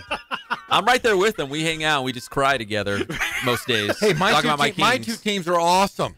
One has more championships. No, one of your teams my is two. awesome. I have 2. No. Because my one team has more championships than anyone else in the history of the league. And then my second favorite team. The history. And then my second favorite team right now is dominating the World Championship right now. 2-0. Typical Lakers fan, multiple fans. Oh, man, you should have seen us back in 72. I am a true fan of guys that can shoot the ball and pass and not worry. I mean, I want to see scoring, and the Warriors are doing that. They put 122 last night. Steph Curry's averaging 31 points a game. Give that guy the MVP, for gosh sakes. And he will be, right? If this plays out, like he will be the MVP. He better be. I mean, he's still way better than Eldon Campbell ever was. Oh, yes, those true. Eldon Campbell, Anthony Peeler team. We were talking about those guys, remember? Nick Van Exel.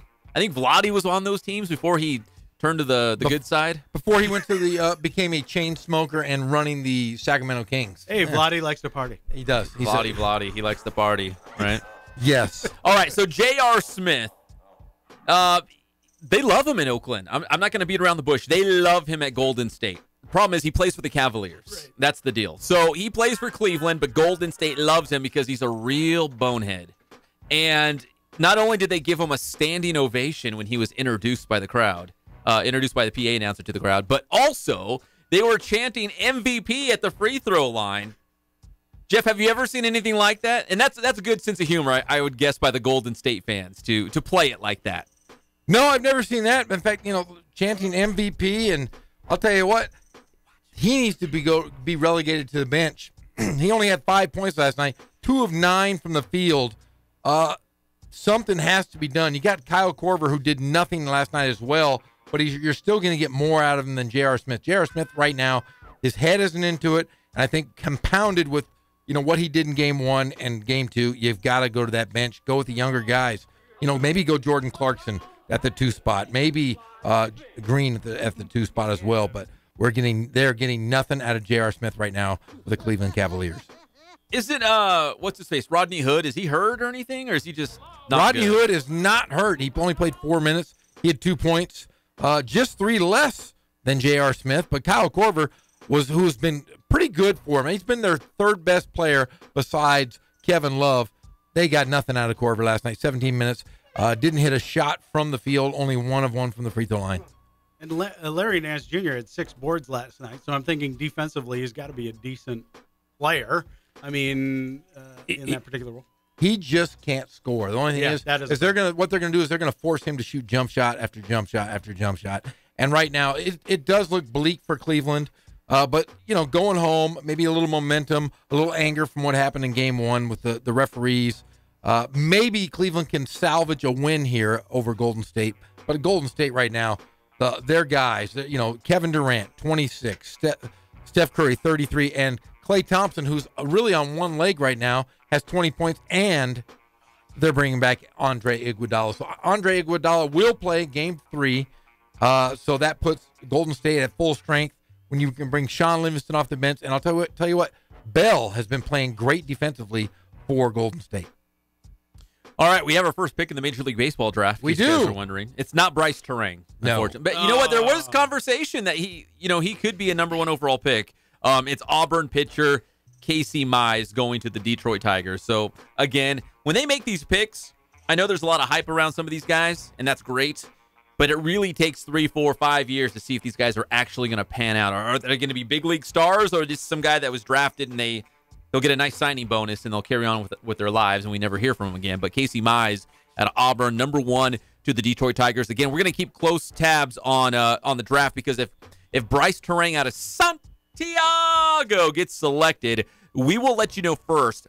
Jeff, I got a feeling he might get picked around the same time that we go off the air. Like, it's going to be really close. If it happens, I've already got the ball in motion that Bryce Terang would join us on the show tomorrow to talk about being selected in the Major League Baseball draft tonight. Does that make sense? Yeah, that's a great guess. Well, you got to hope that he does, goes really high in the first round just because of the money aspect. But as a Angel fan and a local guy, I'm sure a lot of people would love to see him drop to number 17 in the California or the Los Angeles Angels of Anaheim. That's right. And hopefully that would be pretty cool. Be close to home. You play some minor league baseball here in your own backyard in the Cal League, so that'd be pretty ideal, at least for our own selfish reasons, to have Bryce Terang be in an Angels uniform someday. The Inland Sports Show is brought to you by Boost Performance Training. Athletes of all levels, everybody's going to Boost Performance Training. It's not too late. You can still be the best on your team. You can maybe even be as good as Yucaipa Thunderbird one day, win a CIF title. Only if you go to Boost, and it doesn't matter if you play lacrosse, golf, run track and field, you play football, baseball, they do it all. BoostTrainingSystems.com is the website. I'll be out there next week. We're going to have some new training tips to help all you young athletes out there so you can be the best. Get yourself a Letterman's jacket with lots of CIF patches all over it. When we come back here on the Inland Sports Show, let's talk a little NFL, a little foosball. Johnny Manziel, he's back. Antonio Gates, will he be back with the Chargers? I love it. There's some chatter. And then the Patriots, they're going to open up minicamp tomorrow. And the whole gang's going to be there. The gang is back together, I heard. Everybody's going to be there. We'll be back at your favorite show, the Inland Sports Show on Fox Sports IE, 1350 AM.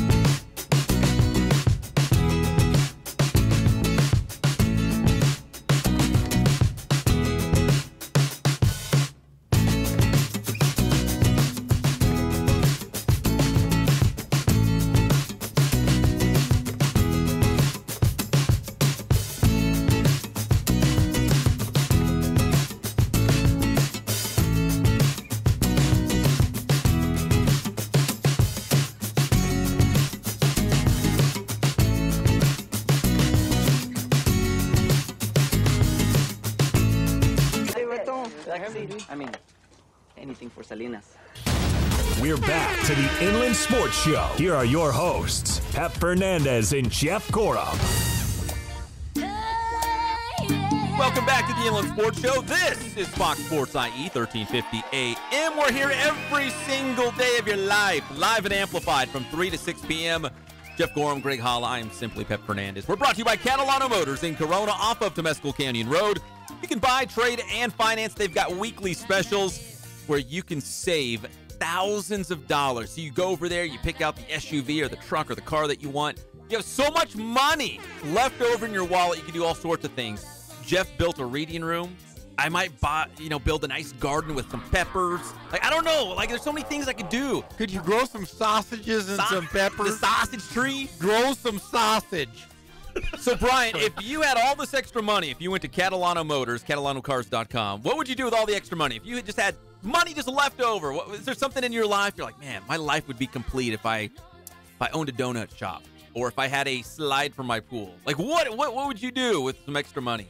I would repave a parking lot. No, I'm just kidding. That's real exciting.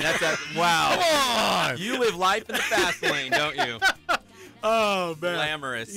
What is it? Pave Paradise. Put up a parking lot. That's what I would do. Yeah. Really exciting. You must have a really wild life. Muy exciting. Muy. Hey, welcome back to the Inland Sports Show. We're going to talk a little foosball here. And Brian Sylva, the sports information director from College of the Desert, COD, not Call of Duty. So if anyone got excited and said, hey, we're talking COD today, and you're like, oh, sweet, man, they finally, Inland Sports Show got into competitive gaming.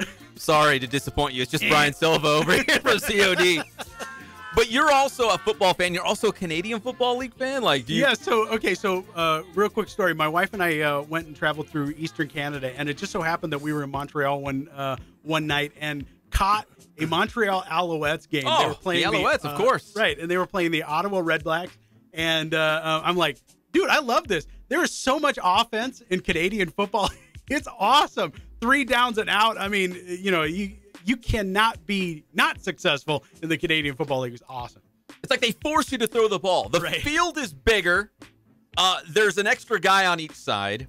Like you said, there's only 3 downs, so it's like handing off the football. It's like, well, unless you really have to, but you got to get that first down. You only got 3 downs to do it. So they want. You can motion. Sorry, you can motion before the hike. You can go anywhere. It's like crazy. arena football. Exactly. Have you ever seen the guys run up to the line of scrimmage with a full head of steam? That's Canadian. Do you have a team? Your CFL team? Do you have a team? So I do like Montreal. They struggled. Special place in your heart now. Yeah, exactly. They struggled mightily last year, but they basically fired everybody. So hopefully that means that they're going to turn it around. We'll see. And you do follow it closely. Right. You're like, oh man, there's a quarterback battle, and they fired everybody, and they got a real tough game in the opener, but. I'm not that deep into it, but I know Johnny Manziel's up there, so now I'm following a little bit, loosely a little bit. So Johnny Manziel made his CFL debut this past Friday. It was just an exhibition game, but still, it was real football. He had a helmet on and pads on as Hamilton took on another team, and he was 9 of 11 for 80 yards. I don't know who the other team was. Just some random team. But he plays for Hamilton. It might have been the Edmonton Eskimos. It might have been Saskatchewan. I just don't know. But no, they brought him in. June Jones, was an architect of some great teams here in the States. And what better for Johnny Manziel to kind of get his feet wet after not playing for over 500 days or 800 days or whatever it was. But he ran for 22 plays on 5 possessions, went 9 of 12 for 80 yards, had a pretty good good game. They kept it really simple. The offense was simple. June Jones says he's going to work him in slowly. But I think with a guy like June Jones, Manziel will learn the game of football. I'm not saying he'll get back to the NFL, but he could be successful up in the Canadian Football League, maybe against Saskatoon, which is my favorite team. Oh, you betcha. You betcha. Well, he's got Jeremiah Masoli, the former Oregon Ducks quarterback, who's on that same team. So it's not like they're just saying, hey, Manziel, here's the job. You're the starting quarterback. He's going to actually have to earn this thing. And I don't know how many exhibition games they have, like 2. Maybe 2. So the season's going to be started pretty soon, and he just got there. Yeah, and so they kind of take the opposite of the NFL approach in that there's been this long argument for the longest time within the NFL that they have too many exhibition games. Canadian football, it's 2 exhibition games within a 10-day span, and boom, the regular season starts. So they need to evaluate talent very quickly. And Hamilton they're pretty decent. That's what I've heard. Yeah. Nah, I haven't. Just what they said about Johnny Manziel. Right. Actually, I used to follow Edmonton because the guy I grew up with was Ricky Ray. He was their quarterback for a long time. And then the only other time I talked to CFL was with our old neighbor Jeff Steinberg. Oh, sure. Who obviously is from Canada. He's an export to the United States. And he'd always tell me, like, hey, Toronto just won the Grey Cup. And I'm thinking to myself, you text me that, and I'm thinking, I didn't even know the Grey Cup was this weekend, but that's awesome. Go Toronto. That's awesome. That's great news. By the way, the mascot for Toronto is the Argonauts. If anybody was wondering. The Argos. Yeah, the Argos. Baby. Argos, as they call it. What is an Argonaut? Is it like a gladiator? Is it a... It's a Greek something or other. That's right. That's right. That's the exact terminology. If you go to their team's website,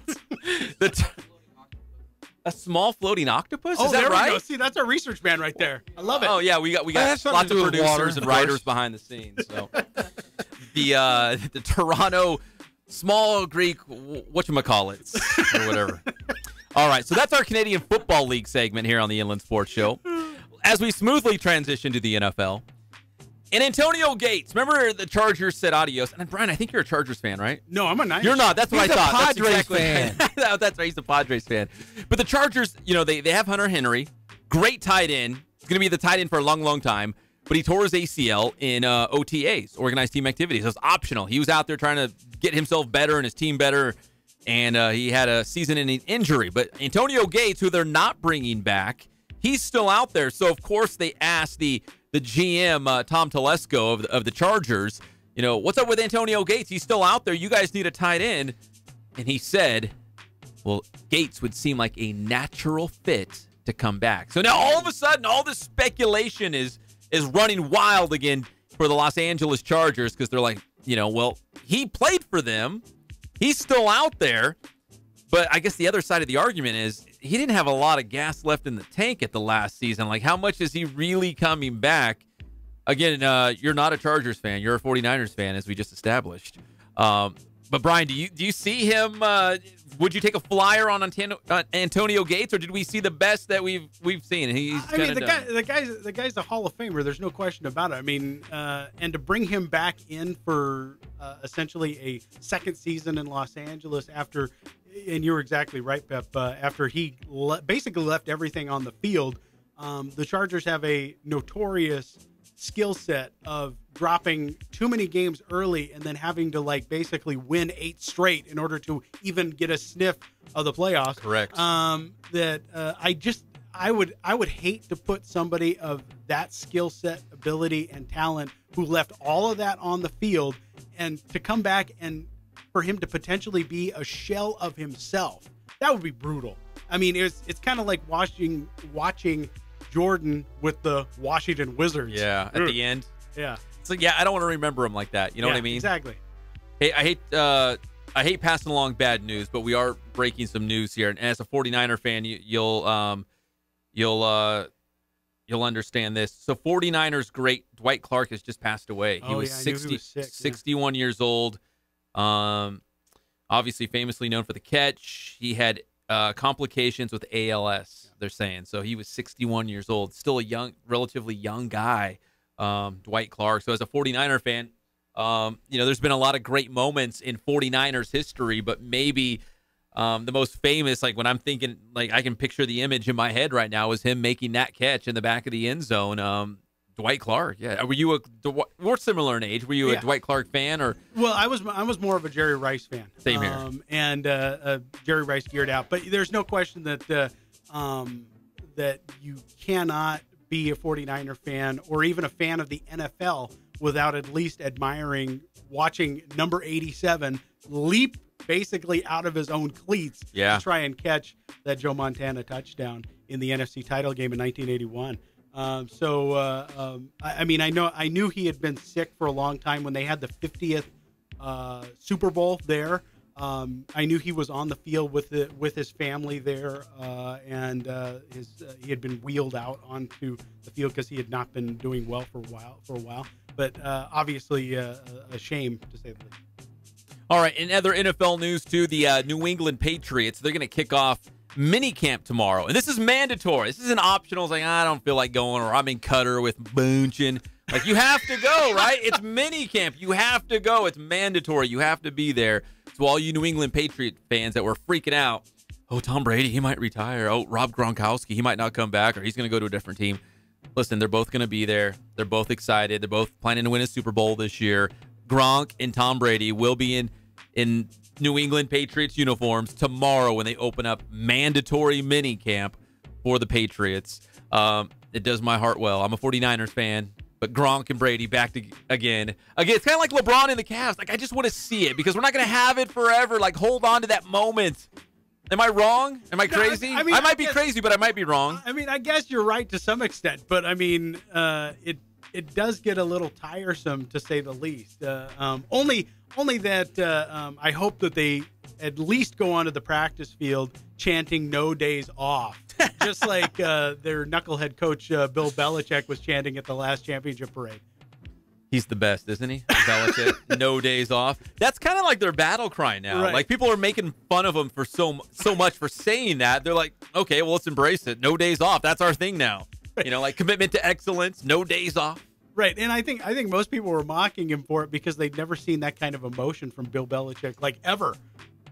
And I think that's part of it was that so relieved, I guess, you know what I mean? Like, they're just used to being in a certain place, and that's usually the Super Bowl or a conference championship game. You know what I mean? It's like, hey, this feels really good. Like, we're not supposed to be good this year or whatnot. So yeah, it must be tough. I'm sure Miami Dolphins fans are really feeling sorry for him. I know, exactly. Long-suffering Dolphins fans, as we're Suns and Kings fans over here. I can feel their pain. By the way, NBA draft coming up. Like, one guy can turn around the franchise, right? I mean, my hope is, as a Suns fan, you would hope. But I'm still under the belief that like that awesome guy Desert Dan said last week that he was really good. He was good. Dang, that guy's good. And his assessment of potentially having Ryan McDonough trade the first pick for a bag of Tostitos potato chips or tortilla chips is right in the wheelhouse. No, but I mean, I've been reading a lot of the Suns blogs, and there's an expectation of them bringing on the guy from the University of Arizona. Ayton. That's right. It seems like an ideal fit. Great player. Local guy does good. Media just eats that stuff up. And with an arena that's relatively old, the Suns need positive energy. They need something because they're going to need a new building in the next probably 5 to 10 years. I don't know what it's called now, but what was it called like in the 90s? America West Arena. That's it. Yeah. That place was popping off. I mean, the gorilla was flying around, Kevin Johnson. Like, that place was the place. Like, Phoenix was Charles Barkley. Like, those teams were nuts. And that atmosphere. Dan Marley. Yeah, of course. Thunder Dan, man. Thunder Dan. Who else were on those Phoenix Suns teams? That? Well, they for a little while, they had Club Jeff Hornacek. That's right. Yeah, Hornacek. Club Said, Cedric Caballo. Cedric Caballo's Club Said. I mean, he's a nut, isn't he? A little bit. I mean, for the longest time, he was like the guest MC for all home Phoenix Suns games. I mean, the reason he gets the Club Said moniker is that during when he was with the Lakers, he decided to take during a playoff run, decided to take a long vacation to Lake Havasu and not return for a playoff game. Now, that says a lot. Hey, is that a good weekend in Havasu is what it says to me. Man, J.R. Smith right now is like, man, that's a good idea. Like seriously, Said, where are you, man? Hit me up. He took that right out of the Darryl Strawberry book of not my guy, Darryl. Come on. Danny Ainge also was another guy. Oh, yeah, Danny Ainge. Those were good. Those were fun teams. I love 90s basketball. I'm telling you, dude, when you had Tracy Murray in here and he was talking about Vernon Maxwell and stuff, dude, I was losing it. I'm like, yes. Sam Cassell, those Rockets teams. So much fun. All right, when we come back here, we're all, talk a little Major League Baseball. The Dodgers, they are back. They are red hot. At least they swept the Rockies. We're going to go with that. They're red hot. Clayton Kershaw, though, he is out. He's going to be out for a while, at least a month. He's got a bad back. We'll probably mix in some Padre talk. Oh, God. Brian loves his Padres. Are they in last place? Like, seriously, I don't know. Are they in last place? In the National League West, yeah. That would be like... Well, technically, yeah, they're at the bottom. Right. All right. You got to start something from somewhere, right? Somewhere. We'll be back. It's the Inland Sports Show on Fox Sports IE 1350 AM.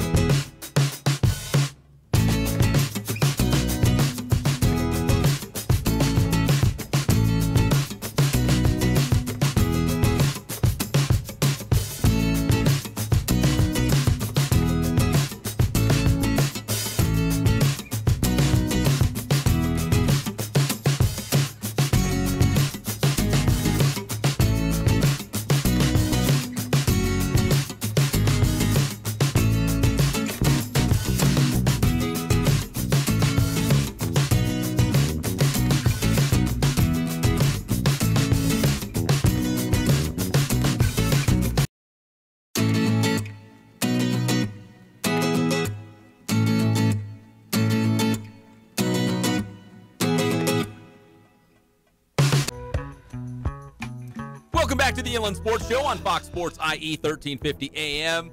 Best show ever.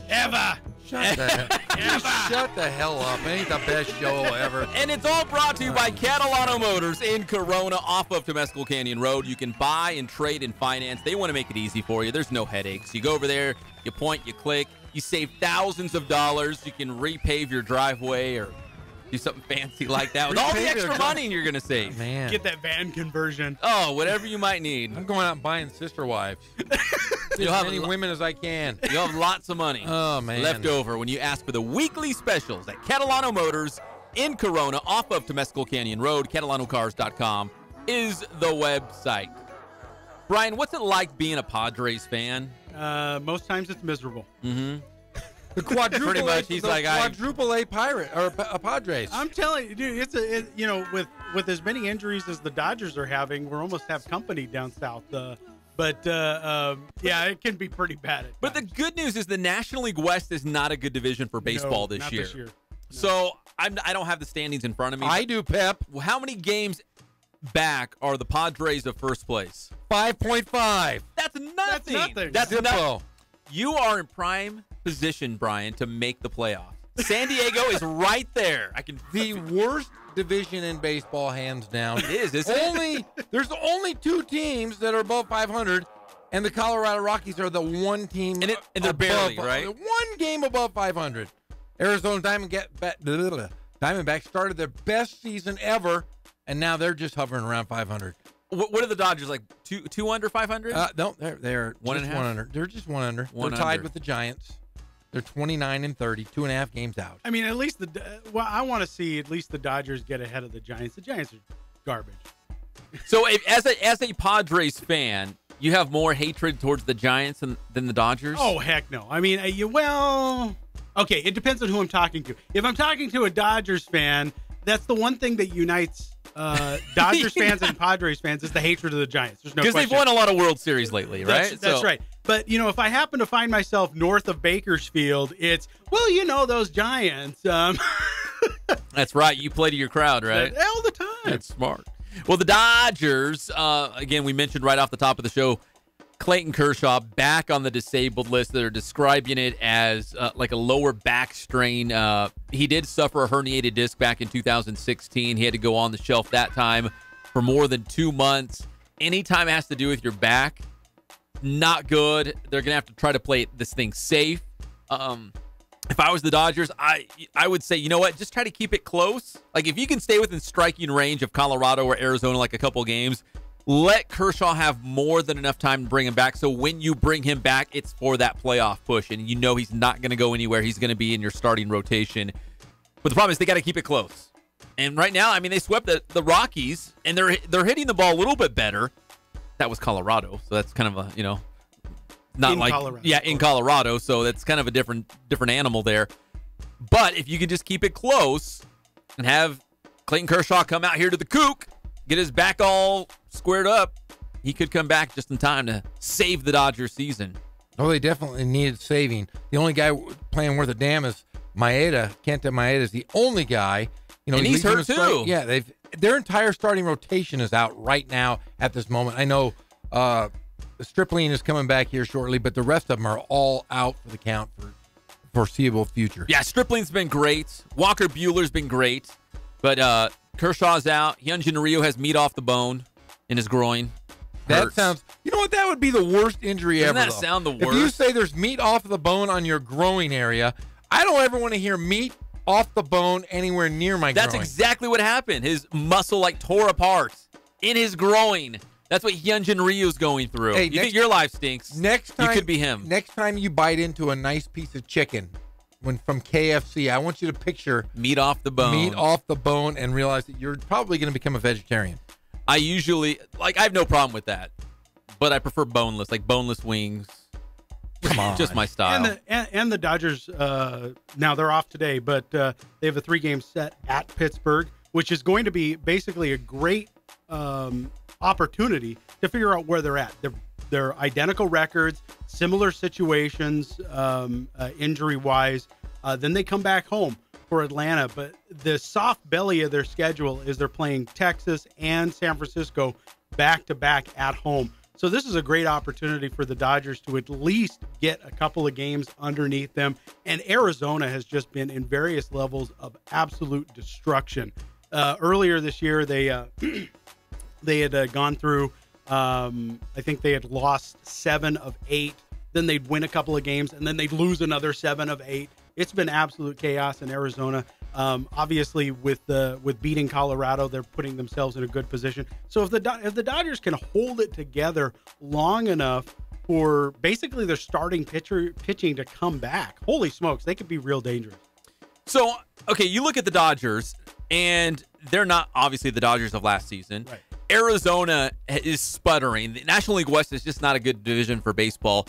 So, Brian, as a Padres fan, are you still holding out hope, though? You're probably thinking, you know what? The stars are aligning. Like, they want San Diego to get into a playoff spot here. Like, no one's going to run away with this division. The Dodgers are not going to have, like, a historic 50-game stretch like they did last year. Like, that stuff doesn't happen. You're not going to catch lightning in a bottle like that twice. Oh, Greg Holla. I'll put it to you this way: the lightning in the bottle thing, I do agree with to some extent. I mean, they went like 43-7 or something. Yeah, in a 50 I think that's game right. span. Yeah. It's like crazy, psychotic. I mean, to think that would ever repeat again is crazy. But as far as San Diego is concerned, they have one starting pitcher, and that's it. Tyson Ross, who pitched yesterday. Everybody else is just kind of like starting pitcher by committee, and then they have their collective batting average, I think, is like 287. That's garbage. So it's going to be a long, tough season. Is Hosmer playing? Is he hitting? Like, yeah, he is playing. You're like, well, how do I put this? Well, I mean, because he is playing, he is hitting, and he's doing okay, but he's still hovering around below 300. Which I think that there was an expectation, especially with Myers moving into the outfield. Not Russ Myers, the former director, but Will Myers. Will Myers. With one L on Will, right? With one L, that's right. Don't make that mistake. And then, but Myers has been out. That's really been, they were supposed to be the 3-4 punch in the lineup. Yes. And ever since Myers has been out, everybody else has basically been struggling. There's another guy on the Padres. Again, I don't follow San Diego that closely, but there's another guy who's having a good year. Like, who's the guy hitting? Christian Villanueva, who's the third baseman. He's a rookie freshman. He's a rookie. Sports information guy. Sorry, stuck in college. But no, he's a rookie this year, and for the month of May, he was leading all categories for rookies. I mean, he was the NL Rookie of the Month. So there was a lot of positives, but he's fallen off quite a bit. So, I mean, actually, since that right before that Mexico series against the Dodgers, he was struggling, and then he's come back up significantly since that series. So they've got some pieces. It sounds like they don't have a lot of pitching, though. Right. And is that kind of the Achilles heel of this Padres team? Starting pitching. Pitching. And they've tried to bring relievers out of the pen in order to give long opportunities, and it kind of depends. I mean, Clayton Richard, who's a decent left-handed pitcher, he's good, isn't he? Yeah, he's pretty good from time to time. Will win more than he loses, but his ERA still is hovering around 3.5. Which if you're in the American League, if you're tossing 3.5 ERA, you're in the All-Star game. Yeah. But in the National League, that's not going to work. So their asset has always been and will continue to be, thanks to great pitching coach in Darren Balsley, is relief pitching and closing pitching. They've always been able to at least extend careers or make decent careers out of relief pitching. But you guys are in the hunt. At least you're not in like the American League, American League East. If you have like a Yankees and a Red Sox in the same division, like you can basically kiss. If you're an Orioles fan, you're like, okay, we're done. Well, that was fun, right? And last year at this time, the Dodgers had like a 17.5 game lead on the last place team, which San Diego was kind of bouncing around down there with a couple of. Yeah, but 5.5 out. That doesn't sound bad at all. You're like, you would think, okay, second, third place team. Like if you didn't know where the Padres were in the division standings, right? You're like 5.5 out of first place, man. They're right there. Yeah, the best is yet to come, right? Right, and I'll take. I mean, of course, I'll take that. I'm not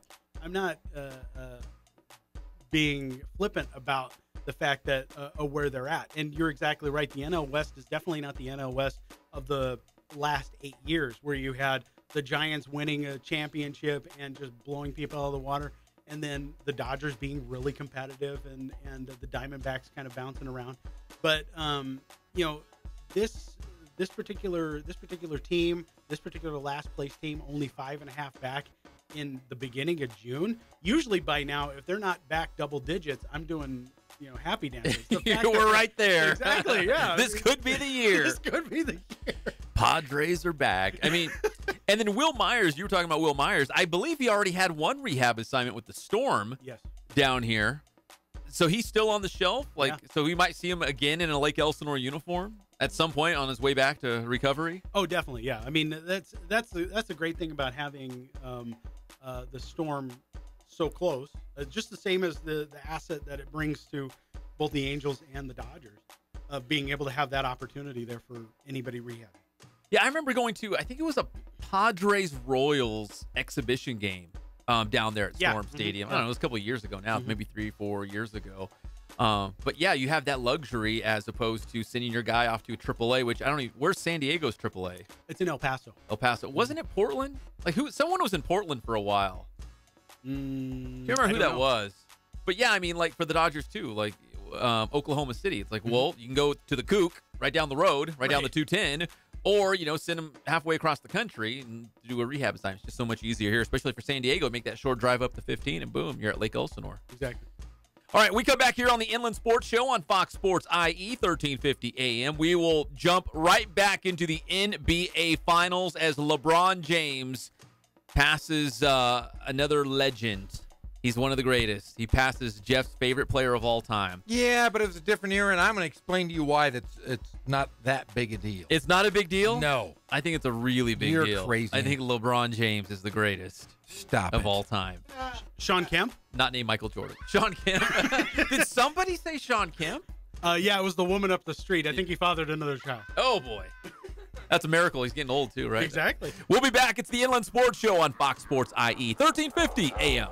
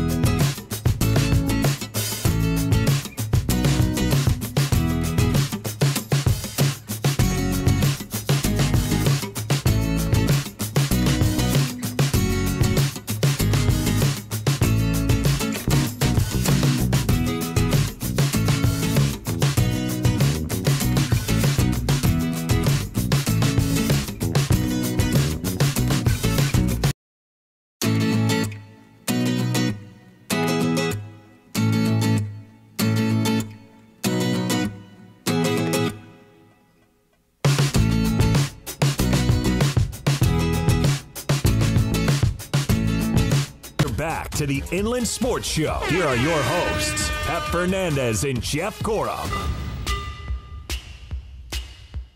Welcome back to the Inland Sports Show on Fox Sports IE 1350 AM. We are proudly brought to you by Spoiled. Quick quality oil change. You can spoil yourself and your car. You can feel good about life when you go to Spoiled.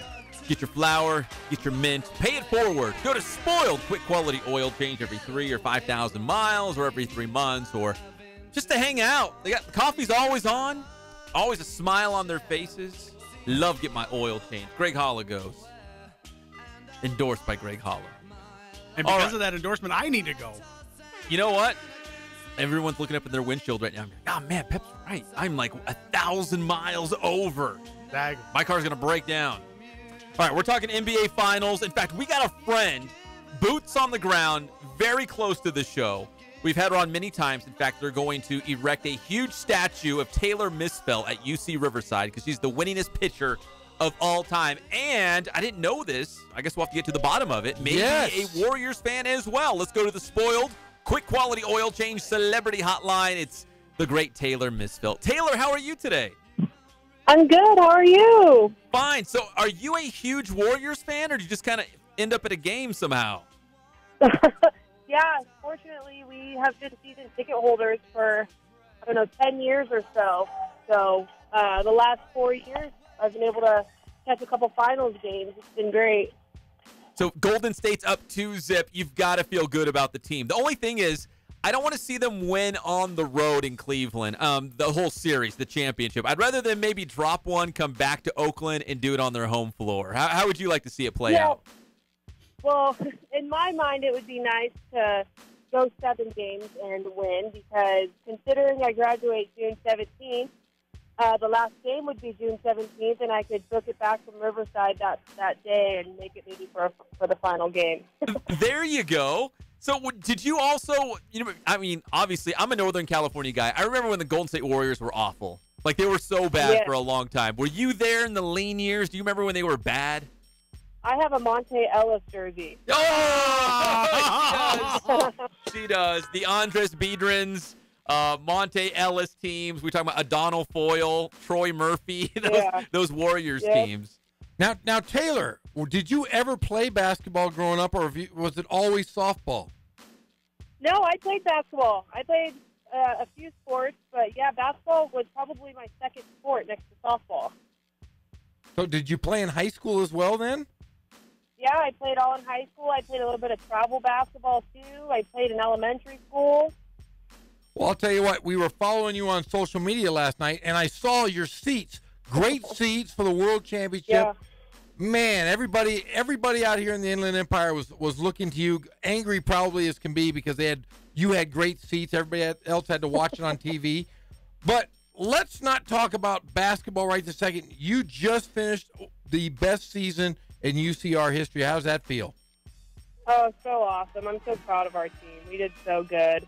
And, even though we got second place, I'm so proud of how far we came and what we've done historical for this program. And I'm just, as I'm leaving, I'm excited to see how far they're going to go in these next few years and beyond that. Yeah, as a senior, Taylor, is that one of the big things for you is where you leave the program? Because you want to leave it in a better spot than where it was when you first came in as a freshman, right? Yes, that was my goal ultimately, was just to leave it better than how I found it. And I'm still in contact with my old coach, Garza, that was here my first 2 years. And, she's happy with how the program is, too. And she continued to reiterate to our 4 seniors that we did a really good job leaving the program better than how we found it. So, got a lot of proud people looking at us. Now that your college career has pretty much come to an end, you're looking forward to graduation. But what is in the future for you, Taylor? I leave June 20th to play some professional softball in Austria. Vienna, Austria is where I'll be living for 3 months. That's so awesome. Yeah, and I'm really excited. And that altitude, I bet you could, if you decide to hit the ball, you'd be able to hit the ball a country mile. Right? Yeah. I'm hoping that they'll give me a bat. You're going to be. I got a couple chances. This year was the first time in college that I ever got to swing a bat in a game, so that was pretty cool. Hopefully I can do that in Austria. So are you going to be hanging out with the Von Trapp family, like from The Sound of Music? Are you going to be running through the hills, singing songs as you play softball over in Austria? Something along those lines, yeah. Because we know you're a social butterfly. We saw you at Coachella. We see you at the NBA Stagecoach, Finals. right? Or Stagecoach, that's right. Yeah. You're all over the place. Yeah. You are our social butterfly. We live vicariously through the interactings of Taylor Misfelt. Tell us, what are you going to be going to next? You have a World Series coming up, or are you going to go to Game 6 and 7 possibly? You never know. Hopefully it's a finals game, but I'm always doing something. I'm always living in the spur of the moment. So. Taylor, who's your favorite Warrior on this team? Last night, because of softball, it's hard for me to pay attention a lot during the school year. But last night, I was so impressed with McGee.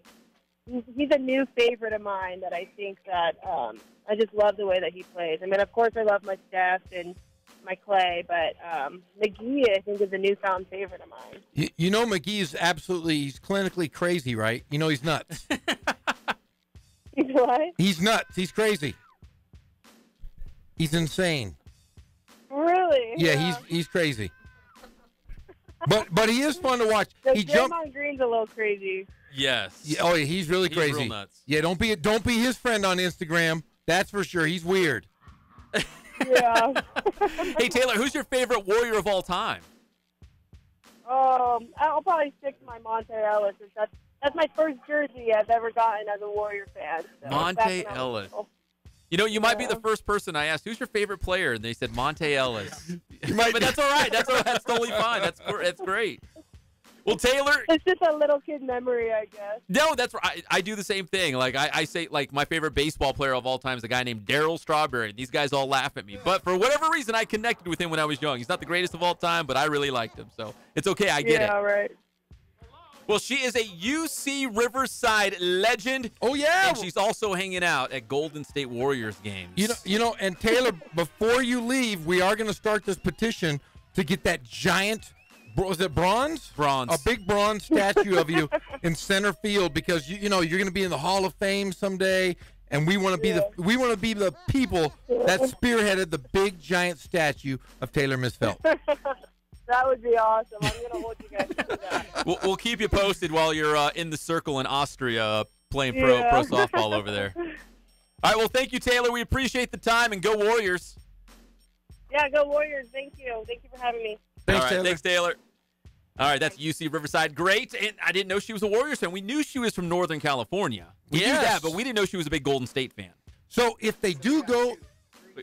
We know two of them now. So if they West, do go to Game 5, she sounds like she'll be there. So 5 and hopefully a Game 7. She could call from there. Is it 2-2-1-1-1? Yes. The series? Yes.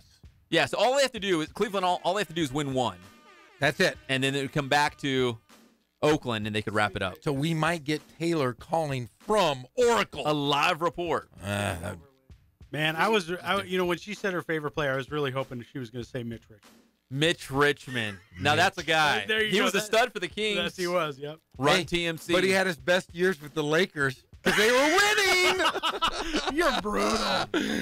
You know, did he play on those Lakers teams? I sent you a picture. Hey, there was a little joke here last week when Tracy Murray was on the show. I found a picture of Mitch Richmond guarding Tracy Murray wearing a Lakers jersey. Yeah, that was my little homage for you. Mitch, Run TMC. He was good. He was a stud for the Kings when the Kings era was just taking off. Yep. Like it was just like a little baby, the cradle of life in the state capitol. It was just blossoming.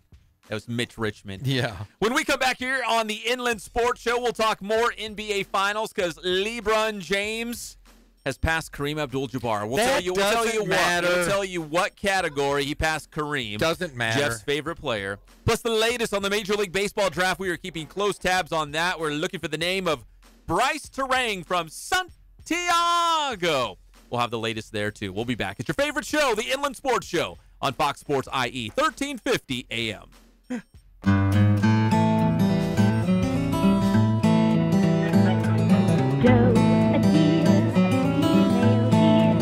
We focus on the customer here.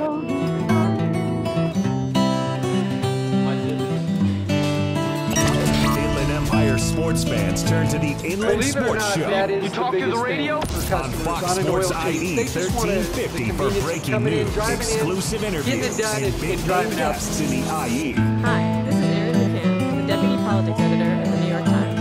Right now around the country, you're probably hearing conversations about issues that affect us all. We just read them, get them the going, Second and Amendment, they're done in sexual about 10 harassment, minutes or just so. to name a few. That's why our focus at the Times is on reporting the facts and the issues that matter most to help We you don't push any understand what's sales at on stake them. for We your do the oil community, change, for your state, and for your country. I think the that's truth what demands sets our us apart attention. is our Read, customer watch, service. and listen to the New York Times. Visit nytimes.com/truth. for you as well. Why do people with good Everything's credit looking buy pretty cars good. from Paul Blanco's Good Car Company? Because when banks compete, you can get a rate under You come 3.9% into on us one pre-owned time, Hondas, believe me, Toyota, we'll Chevy, spoil you Nissan, and Ford, you'll be or ready Kia. to come back the Nearly next time. 1,000 pre-owned vehicles to choose from, regardless of your credit. When banks compete, you'll get a competitive rate and payment on a vehicle you'll love.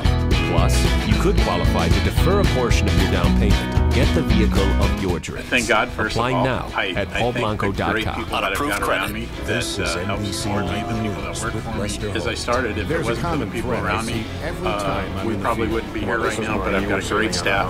I've got great people that do stuff for us outside the store, and we've been very, very fortunate.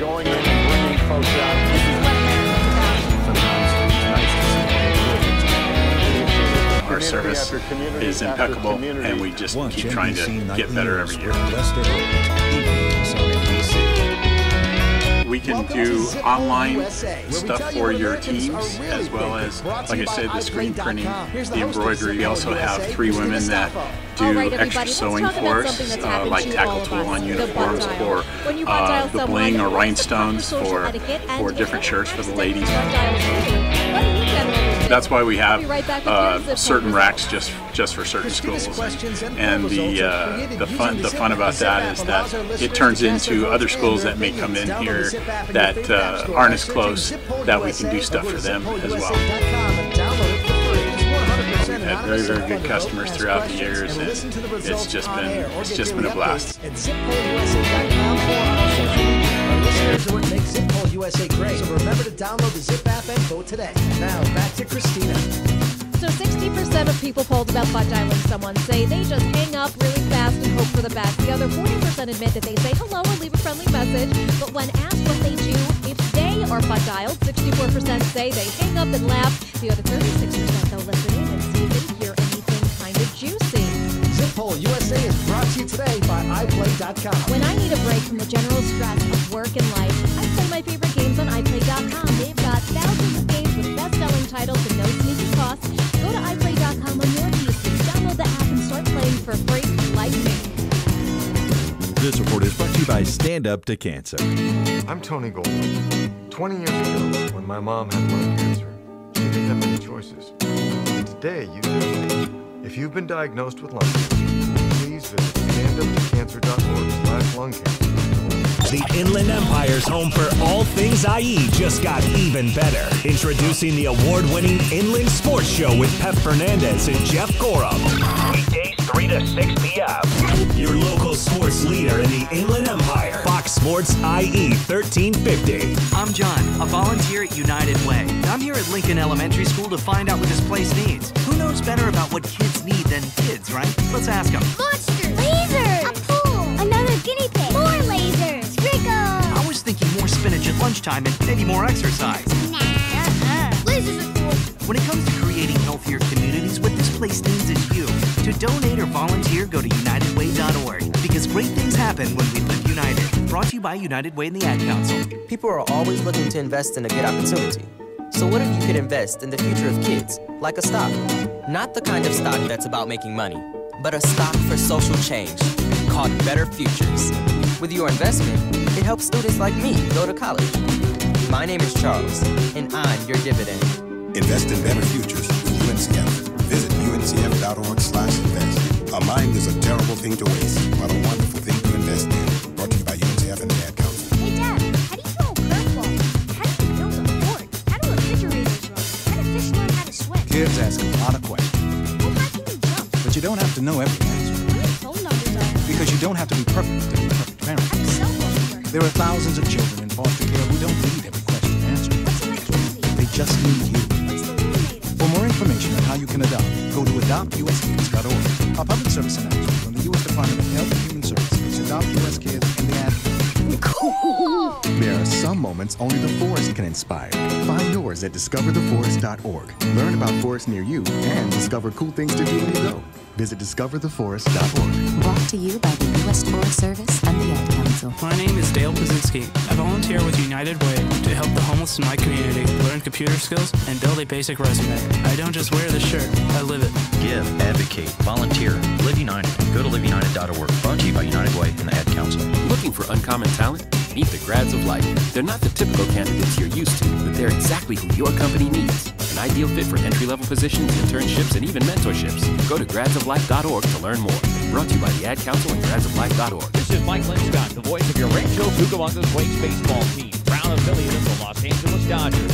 Thanks for listening to Fox Sports, home of the Rancho Cucamonga Quakes. We are Fox Sports. Where is Jeff Spicoli? I saw him earlier today near the first floor bathrooms. Is he still on campus?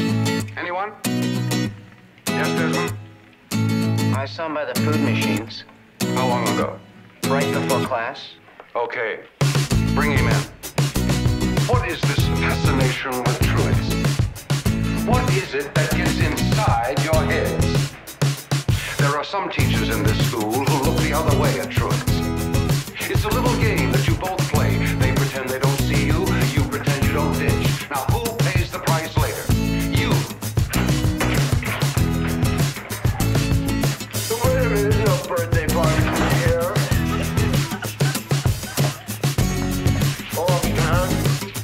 What's the reason for your truant? Couldn't make it on time. We're back to the Inland Sports Show. Here are your hosts, Pep Fernandez and Jeff Gorham. Well, we are back here on the Inland Sports Show on Fox Sports 1350 IE. I'm Jeff Gorham. I'm looking across the way. I don't see Pep Fernandez. Pep Fernandez is out on the road. Pep, are you there? I'm always on the move. You can never pin me down. All I want to do is celebrate champions all day long, and that's exactly what I'm going to do. I'm headed to IEMG TV for our Spring League Champion Show. We're going to celebrate the league champions in the city of San Bernardino, so I'm excited about that. Well, as you drive, remember to visit Spoiled Quick Quality Oil Change. You'll be spoiled by their excellent customer service and great prices. Check them out off of Alessandra Boulevard. And make sure you go in and say hello to Mr. Navigado. He'll give you a mint. And if you're a lady, he'll give you a flower. In Pep's case, you'll get a mint and a flower because you're somewhat of a lady, somewhat of a gentleman. Would you agree there, Pep? All right. Yeah. Well, hey. Well, Pep, since you are celebrating champions, let's just celebrate one other champion. And that is the legendary Kareem Abdul-Jabbar. LeBron James becomes the second leading scorer in NBA Finals history. It took LeBron James 46 games to pass Kareem Abdul-Jabbar, who played in 56 finals throughout his 20-year career. The all-time leader, though, is the logo, Jerry West, who scored 1,679 points in 55 career games. Do you think LeBron James is the best scorer in NBA Finals history? I would say no, and here's my reasoning. I still go with Michael Jordan. I think LeBron James' stats, I think they're inflated because he's required to do more. Like, he has no supporting cast, therefore he's got to do a lot of the scoring, a lot of the heavy lifting. So, obviously, he's already number 2 all-time in the NBA Finals, and it's only taken him 46 games. So he's done it in a lot less games, but he's also required to do more. Like, for Kareem Abdul-Jabbar, he was on a lot of great Lakers teams with other great players. If you look back at LeBron's career, maybe outside of the Miami Heat, he wasn't surrounded by great players. He had to do a bulk of the scoring. So that's why I feel like it's a little inflated, at least when you look at LeBron James' stats in those 46 games in the NBA Finals.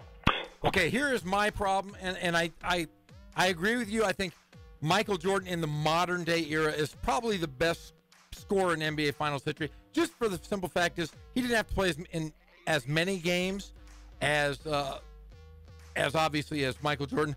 But LeBron James is playing in an era that he's had to play 7-game series every single series. Back when Kareem Abdul-Jabbar played, we're talking from 68 through the late 80s, there was only 14 teams in the league. There's now 30 teams in the league. And there were times where they would play, 2 series and they were in the finals playing 3-game sets, 5-game sets. There wasn't until Kareem's very last 2 years is when they went to a 7-game series in the finals. So a lot has changed in the sense that LeBron James has played 7-game series every single year versus 30 teams in the league. When I'll tell you what, I think the league has been watered down because there are more teams than when Jerry West and Kareem Abdul-Jabbar played. And even when Michael Jordan played, for the majority of his career, he was only playing 3- and 5-game series. So I agree with you. I think Michael Jordan is the standard for the modern day game. Yeah, and Michael Jordan, say what you want, but like all of the iconic moves, like there's so many plays and highlights that I can just picture in my head. Like everything he did was like iconic. Like we'll look back at LeBron James, and I can't, off the top of my head, I can't like recall like specific plays that LeBron James had that people will identify for his playoff career. So like when I think of Jordan, I can think of plays specifically in my head where, that's why he's the greatest, because that's what people remember. That's what people still talk about. Of course, Michael, he doesn't have as many points as LeBron, but again, I think LeBron James has had to do more for the teams he played on. Scottie Pippen was good, Hall of Famer. Dennis Rodman was pretty good, great rebounder. Tony Kukoc could score on those Bulls teams, but it wasn't like Jordan was really surrounded by a great supporting cast either, but definitely better than what LeBron James has to work with. Yeah, in fact, I think when Michael Jordan was a rookie, there were 6 less teams in the NBA as there is now. So a lot has changed in that regard. LeBron James, though, there's been a couple plays that kind of stand out. They're not offensive plays, though. They're more defensive. If you recall the block last year, or was it 2 years ago, on Andre Iguodala, goes up and he puts his head on the rim, blocks it to about the 3rd or 4th row. The defensive end has been LeBron James' staple in these NBA Finals, and it's just been recently in the last couple seasons where he's had to play 48 games or 48 minutes of every single game. He's played 82 games in the regular season, and like I said early in the show, he's played 15 years of basketball, but he's added 3 more years to his career by playing all of these playoff games in the modern era of the 7 games. That's a great point because, growing up when I was in high school, and I was following a close eye on the NBA and whatnot, the first round series, they were 5-game playoff series.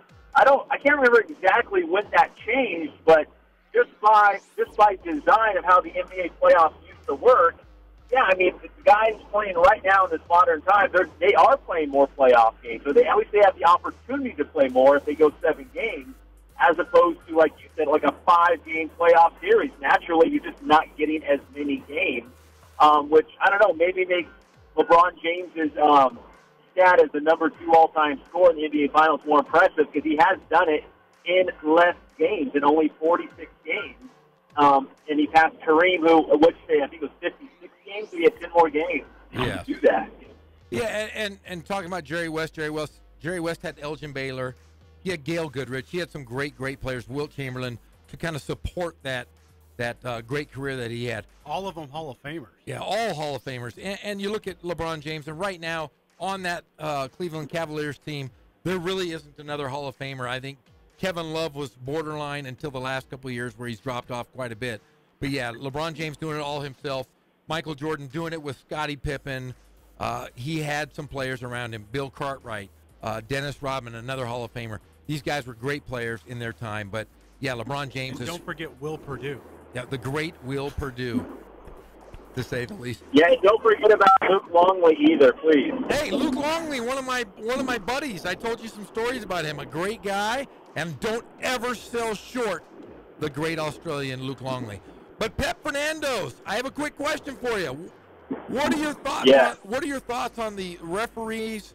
They're going to test this throwing the flag. The flag challenge is going to be played in the NBA Summer League down in Las Vegas this summer. What are your thoughts on that?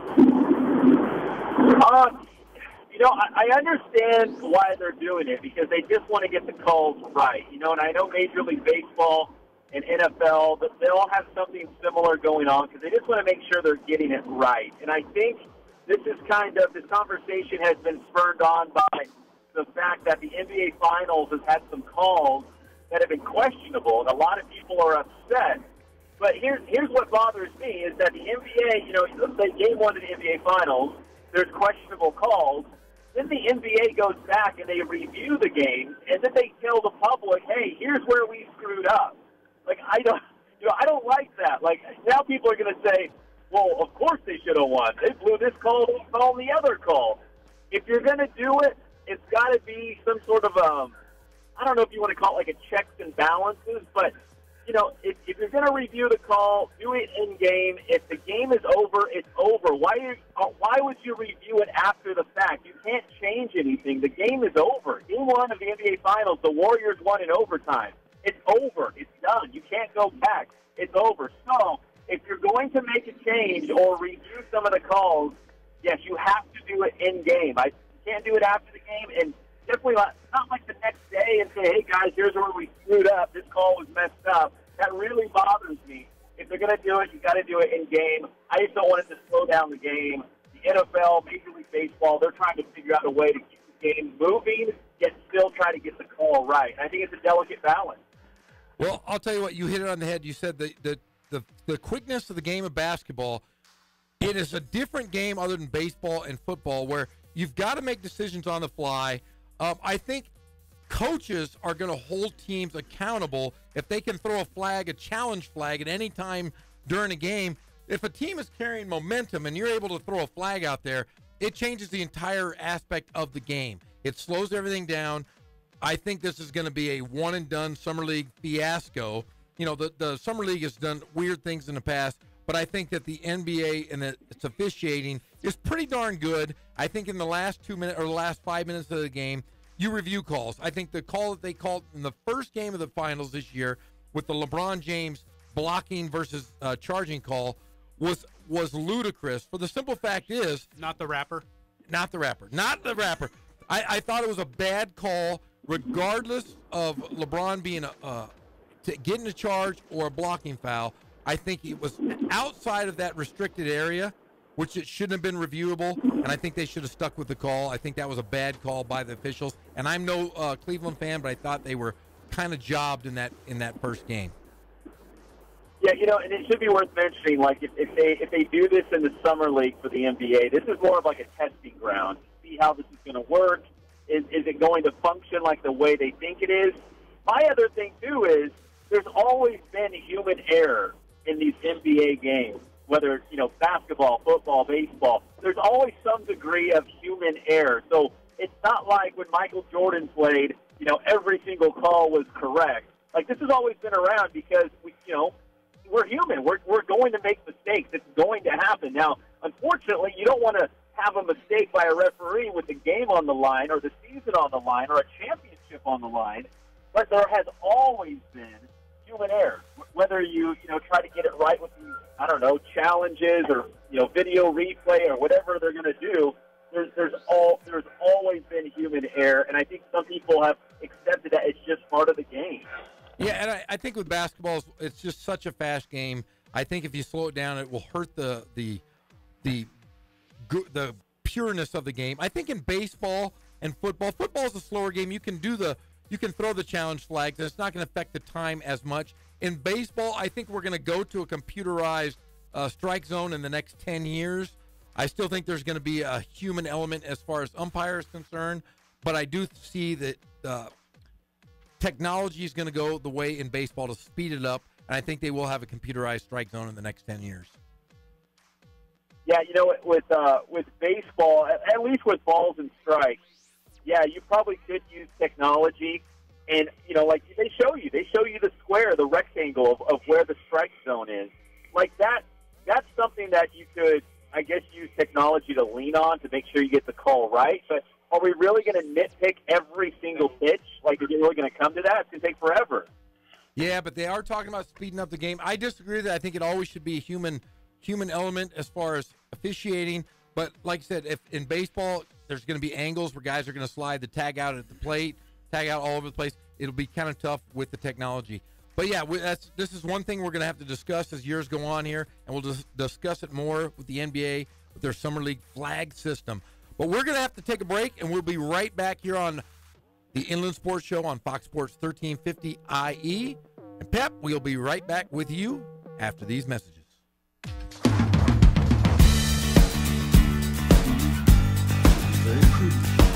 We're a small family-owned, strive for quality pre-owned vehicles. We're not a volume dealer, and we take every deal as personal to us.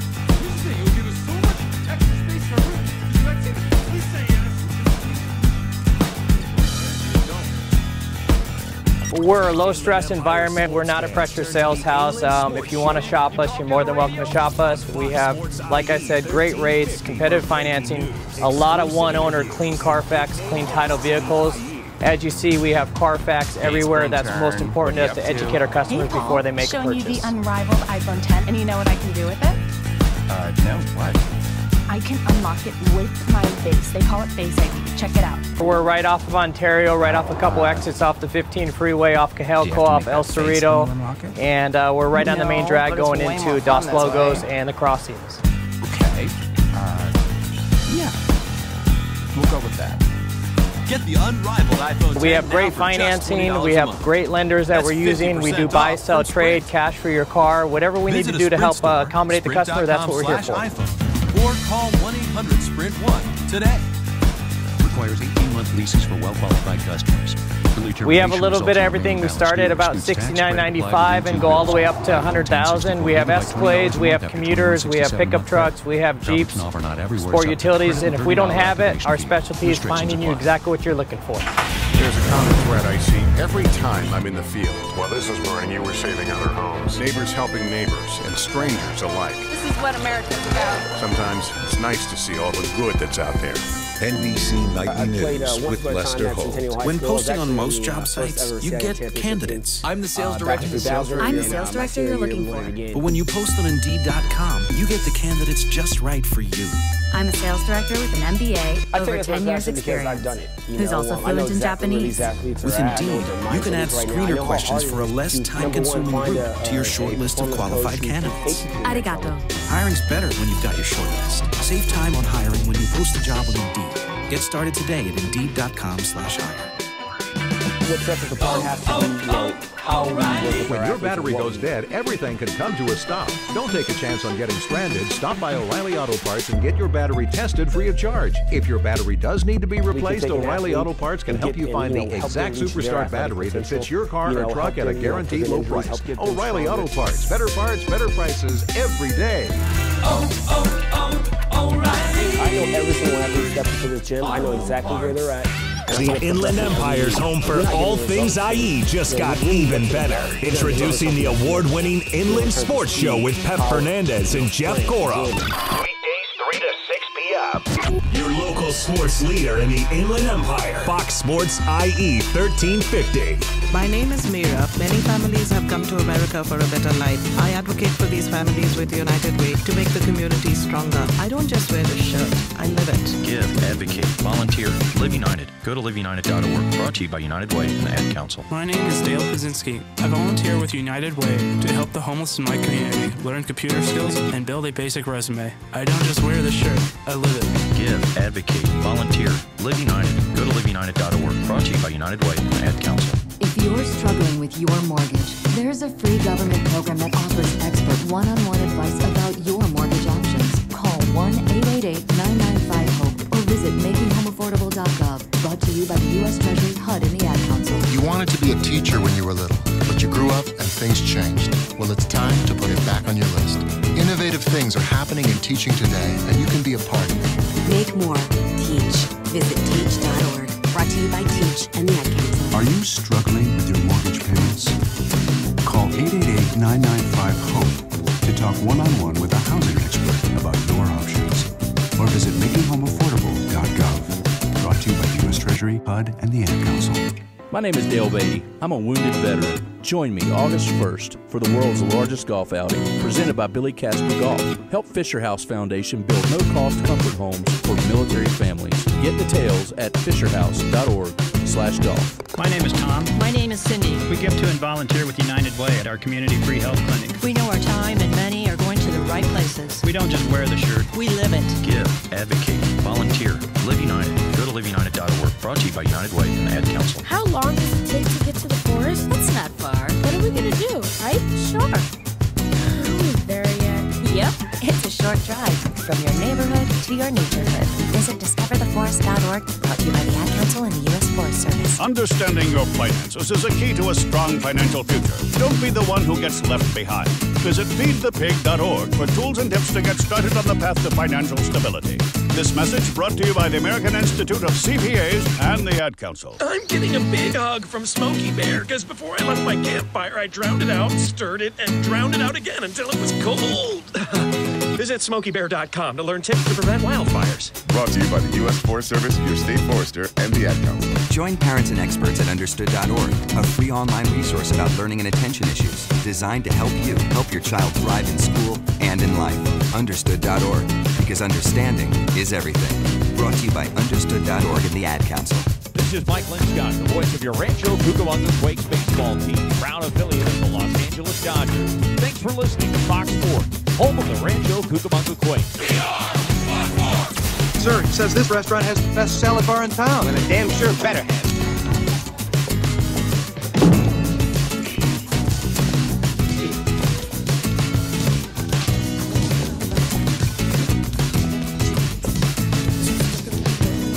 Doctor. Yes, sir. I don't see a salad bar. Look, sir. Maybe they serve seafood. Not funny, you idiot. What are you looking at, you peckerhead? Nice uniform. Makes me wish I'd worn my sailor outfit. I'm getting out of here. Move it, move it, move it.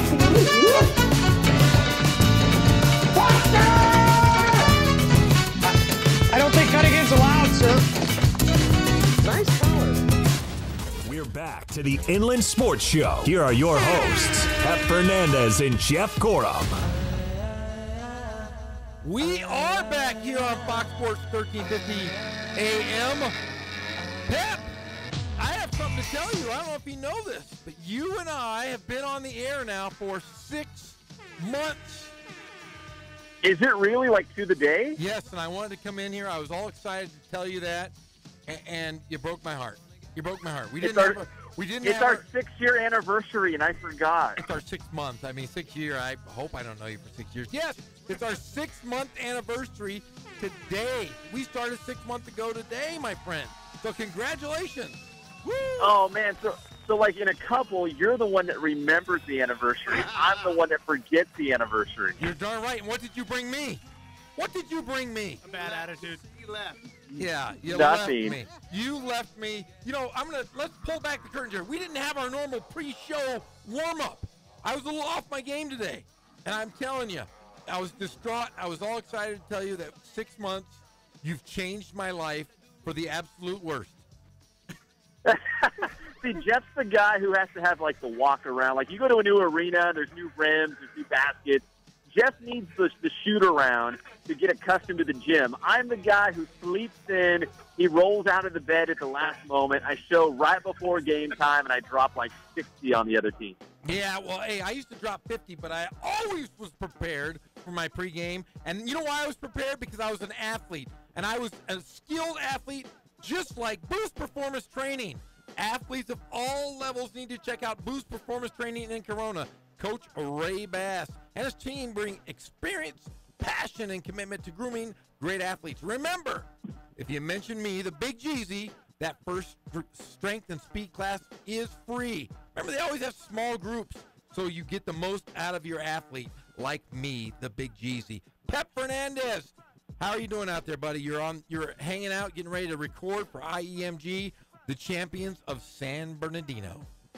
I am deep within the bowels of downtown San Bernardino. We're going to celebrate, who is it? Arroyo Valley boys swimming, Aquinas softball, Indian Springs boys volleyball, and San Gorgonio track and field. You are a busy, busy man, but I'll tell you what, Dodgers have the night off.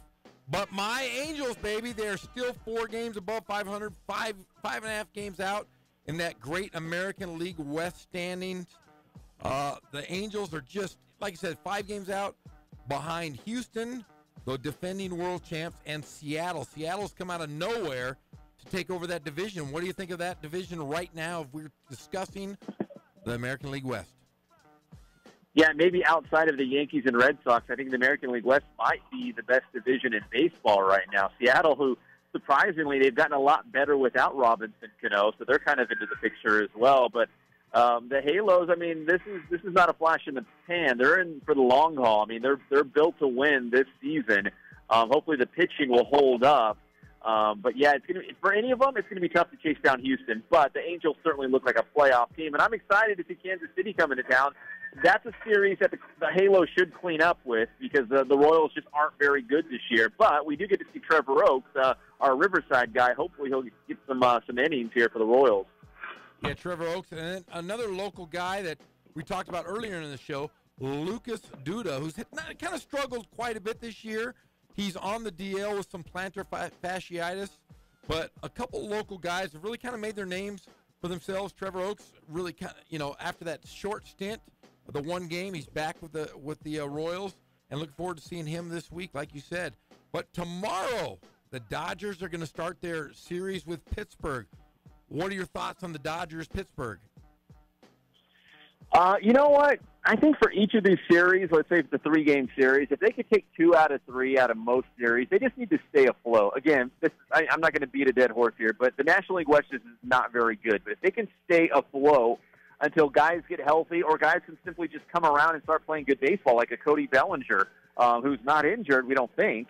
But that would be a good reason to explain away why he's not playing well. But if guys can pick it up and get healthy, the Dodgers are in fine shape. They just need to stay afloat and hang with Arizona, hang with Colorado, and keep it close. So that's another series. Pittsburgh, on paper, not a lot of star power, but that's a pretty decent team, so that's not going to be easy. Yeah, and that downtrodden National League West, everybody is really hovering right around 500. Other than our boy Brian here, the San Diego Padres at 27-34. The Dodgers, just a month ago we were talking about giving up the entire ship and turning it over to next year, but they're really just right there in the thick of things. But the tough thing is, if you're in the National League West, you better win your division, or you're going to struggle to get that wild card spot. Yeah, that's definitely going to be tough. Again, I think the whole landscape of baseball, there's not real dominant teams. Now, the Yankees and Red Sox, they're both having strong seasons, and Houston looking like a World Series champion. But across the landscape, there's some really bad teams and a lot of decent teams. There's a handful of bad teams, but then everyone else is kind of lumped in the middle. So I mean, again, just survive in advance, stay afloat. That's kind of the battle cry, I think, for a lot of teams. Right, and Cleveland is only a couple of games above 500, and they're leading the AL Central. And you have, and then you have Atlanta, which is 11 games up, but there's such a logjam in the top 3 in the NL East that it makes it a little tough for anybody to separate themselves. And then you have Arizona, that's only 4 games above 500, and they're leading the NL West.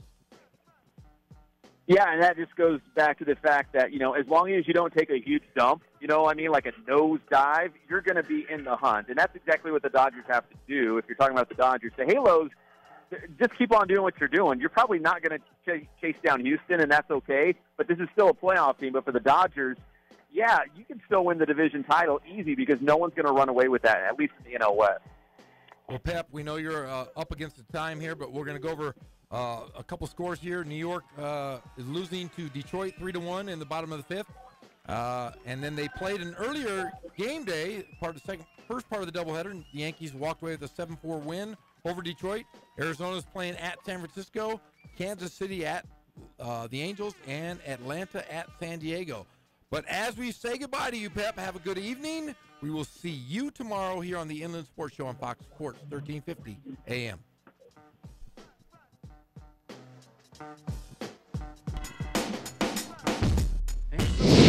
How you guys doing? I'm Coach Ray again. We're here at the Boost Performance Center with the one and only Pep Fernandez. So today's tip, I'm going to go over the shuttle run. So really, the shuttle run is a great drill to measure lateral speed, power, and change of direction.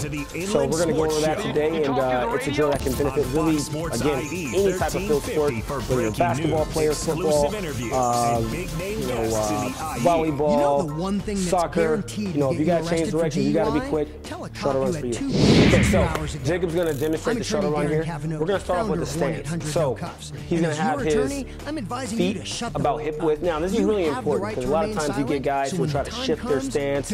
You got to split the line evenly, and you want to make sure your toes are forward. You want to make sure your feet are right underneath your hips. All right. So he's going to have his feet forward and underneath their hips. All right. Now, when I say set, he's going to drop down very quickly.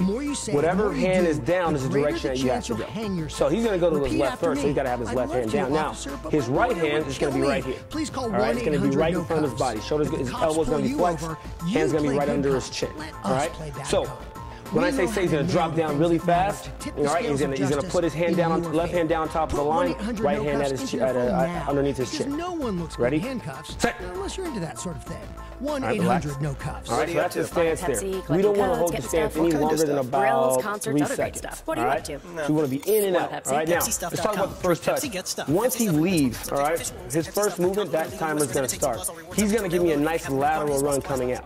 So he's not going to turn his head and turn his body run. He's going to lateral run coming out, and then we make our first touch. He's going to do what's called a wedge cut. It's a double foot cut, and he's going to touch right outside of his feet. So he's going to touch the line with his left hand. He's going to do a wedge cut, a double foot cut. He's going to have a nice angle at the shins. He's going to touch right outside of the foot. So now I'm heading back in the direction I want to go. All right, that angle is really important. So we're getting a nice wedge cut here. The Inland Empire's home for all things IE just got even better. Introducing the award-winning Inland Sports Show with Pep Fernandez and Jeff Gorup. Weekdays 3 to 6 p.m. Your local sports leader in the Inland Empire. Fox Sports IE 1350. Good, right there. Now, typically, you want to finish with your head down. All right, want to maintain that forward lean. There you have it. To get involved, go to unitedway.org/play60. Are you guys going to do that every time? Yes, of course. Brought to you by United Way and the Ad Council. My savings are gone. Okay, where were they last? Here, right before I spent them on the vacation. We focus on the customer here. Not weird. Not saving now means no money later. For free ways to save, go to feedthepig.org. Believe it or not, that is the biggest thing for customers on an oil change. They just want the convenience of coming in, driving in, getting it done, and driving out.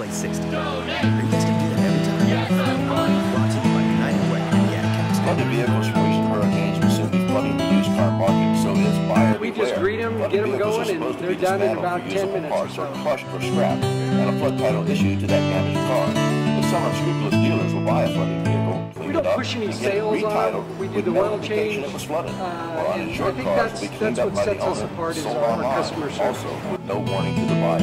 If the price looks too good to be true, there's a good chance you're buying a lemon. Everything's Make sure looking to pretty check good. for flood damage and have a qualified mechanic inspect it before you write a check. You come into us one time, believe me, we'll spoil you and you'll be ready to come back the next time. Go to www.nicb.org to check it out. And if you suspect fraud, give us a call at 1-800-TEL-NICB. That's 1-800-TEL-NICB. This is a public service message from the National Insurance Crime Bureau. I'm James Carter. The Marine veteran, I'm proud to support the Paralyzed Veterans of America who advocates for our veterans with spinal cord injuries to receive quality health care and benefits they desperately need and rightfully deserve. Visit PVA.org, a public service of Paralyzed Veterans of America. Come alive with the forest. Visit discovertheforest.org to find a forest near you. Brought to you by the U.S. Forest Service and the Ad Council. Sometimes auto accidents aren't really accidents at all. They are staged, deliberate crashes designed to make it look like it's your fault, when in fact, you're the innocent victim. Staged accidents can be dangerous, even deadly, but the criminals that are behind them are interested in only one thing: money from an insurance claim. They'll take advantage of the situation to claim excessive damage and injuries to the driver and passengers in the other vehicle, sometimes adding passengers who weren't even there to have the injury claim. If you think that accident was not really an accident at all, protect yourself. Call the police and take pictures of the damage, the people in the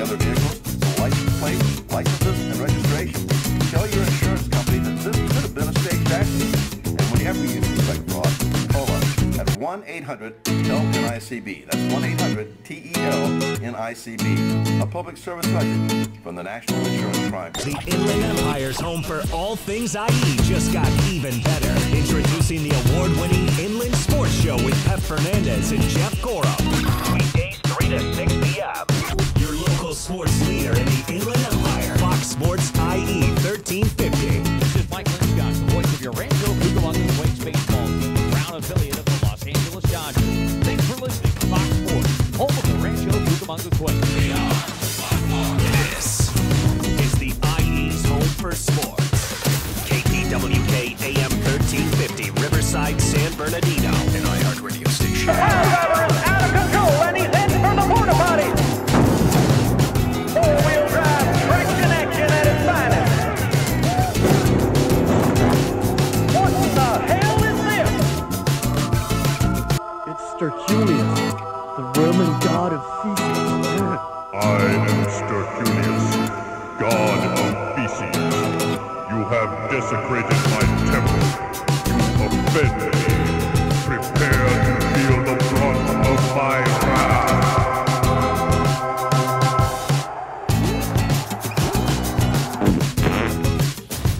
You're back to the Inland Sports Show. Here are your hosts, Pep Fernandez and Jeff Gorham.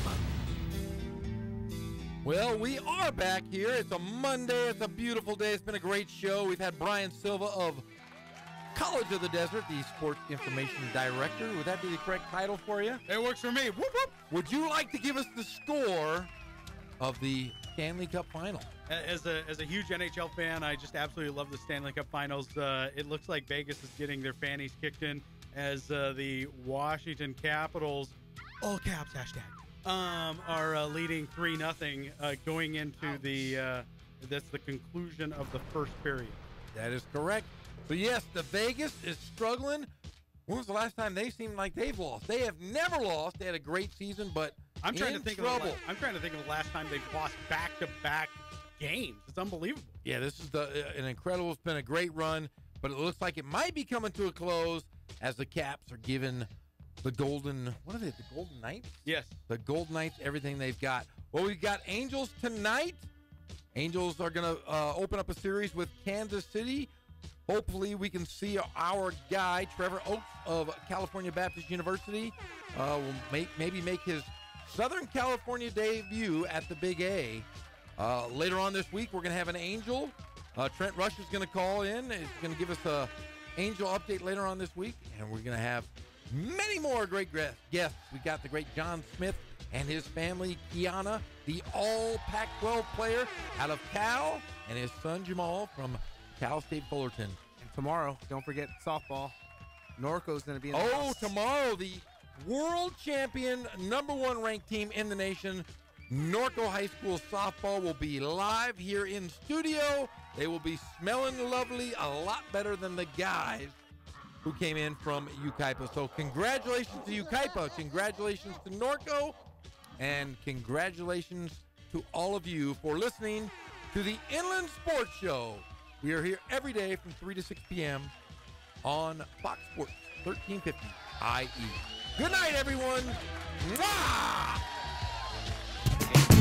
Refrigerator, the doors closed, the lights out, the eggs are cool, the butter's getting hard, and the jello is jiggling.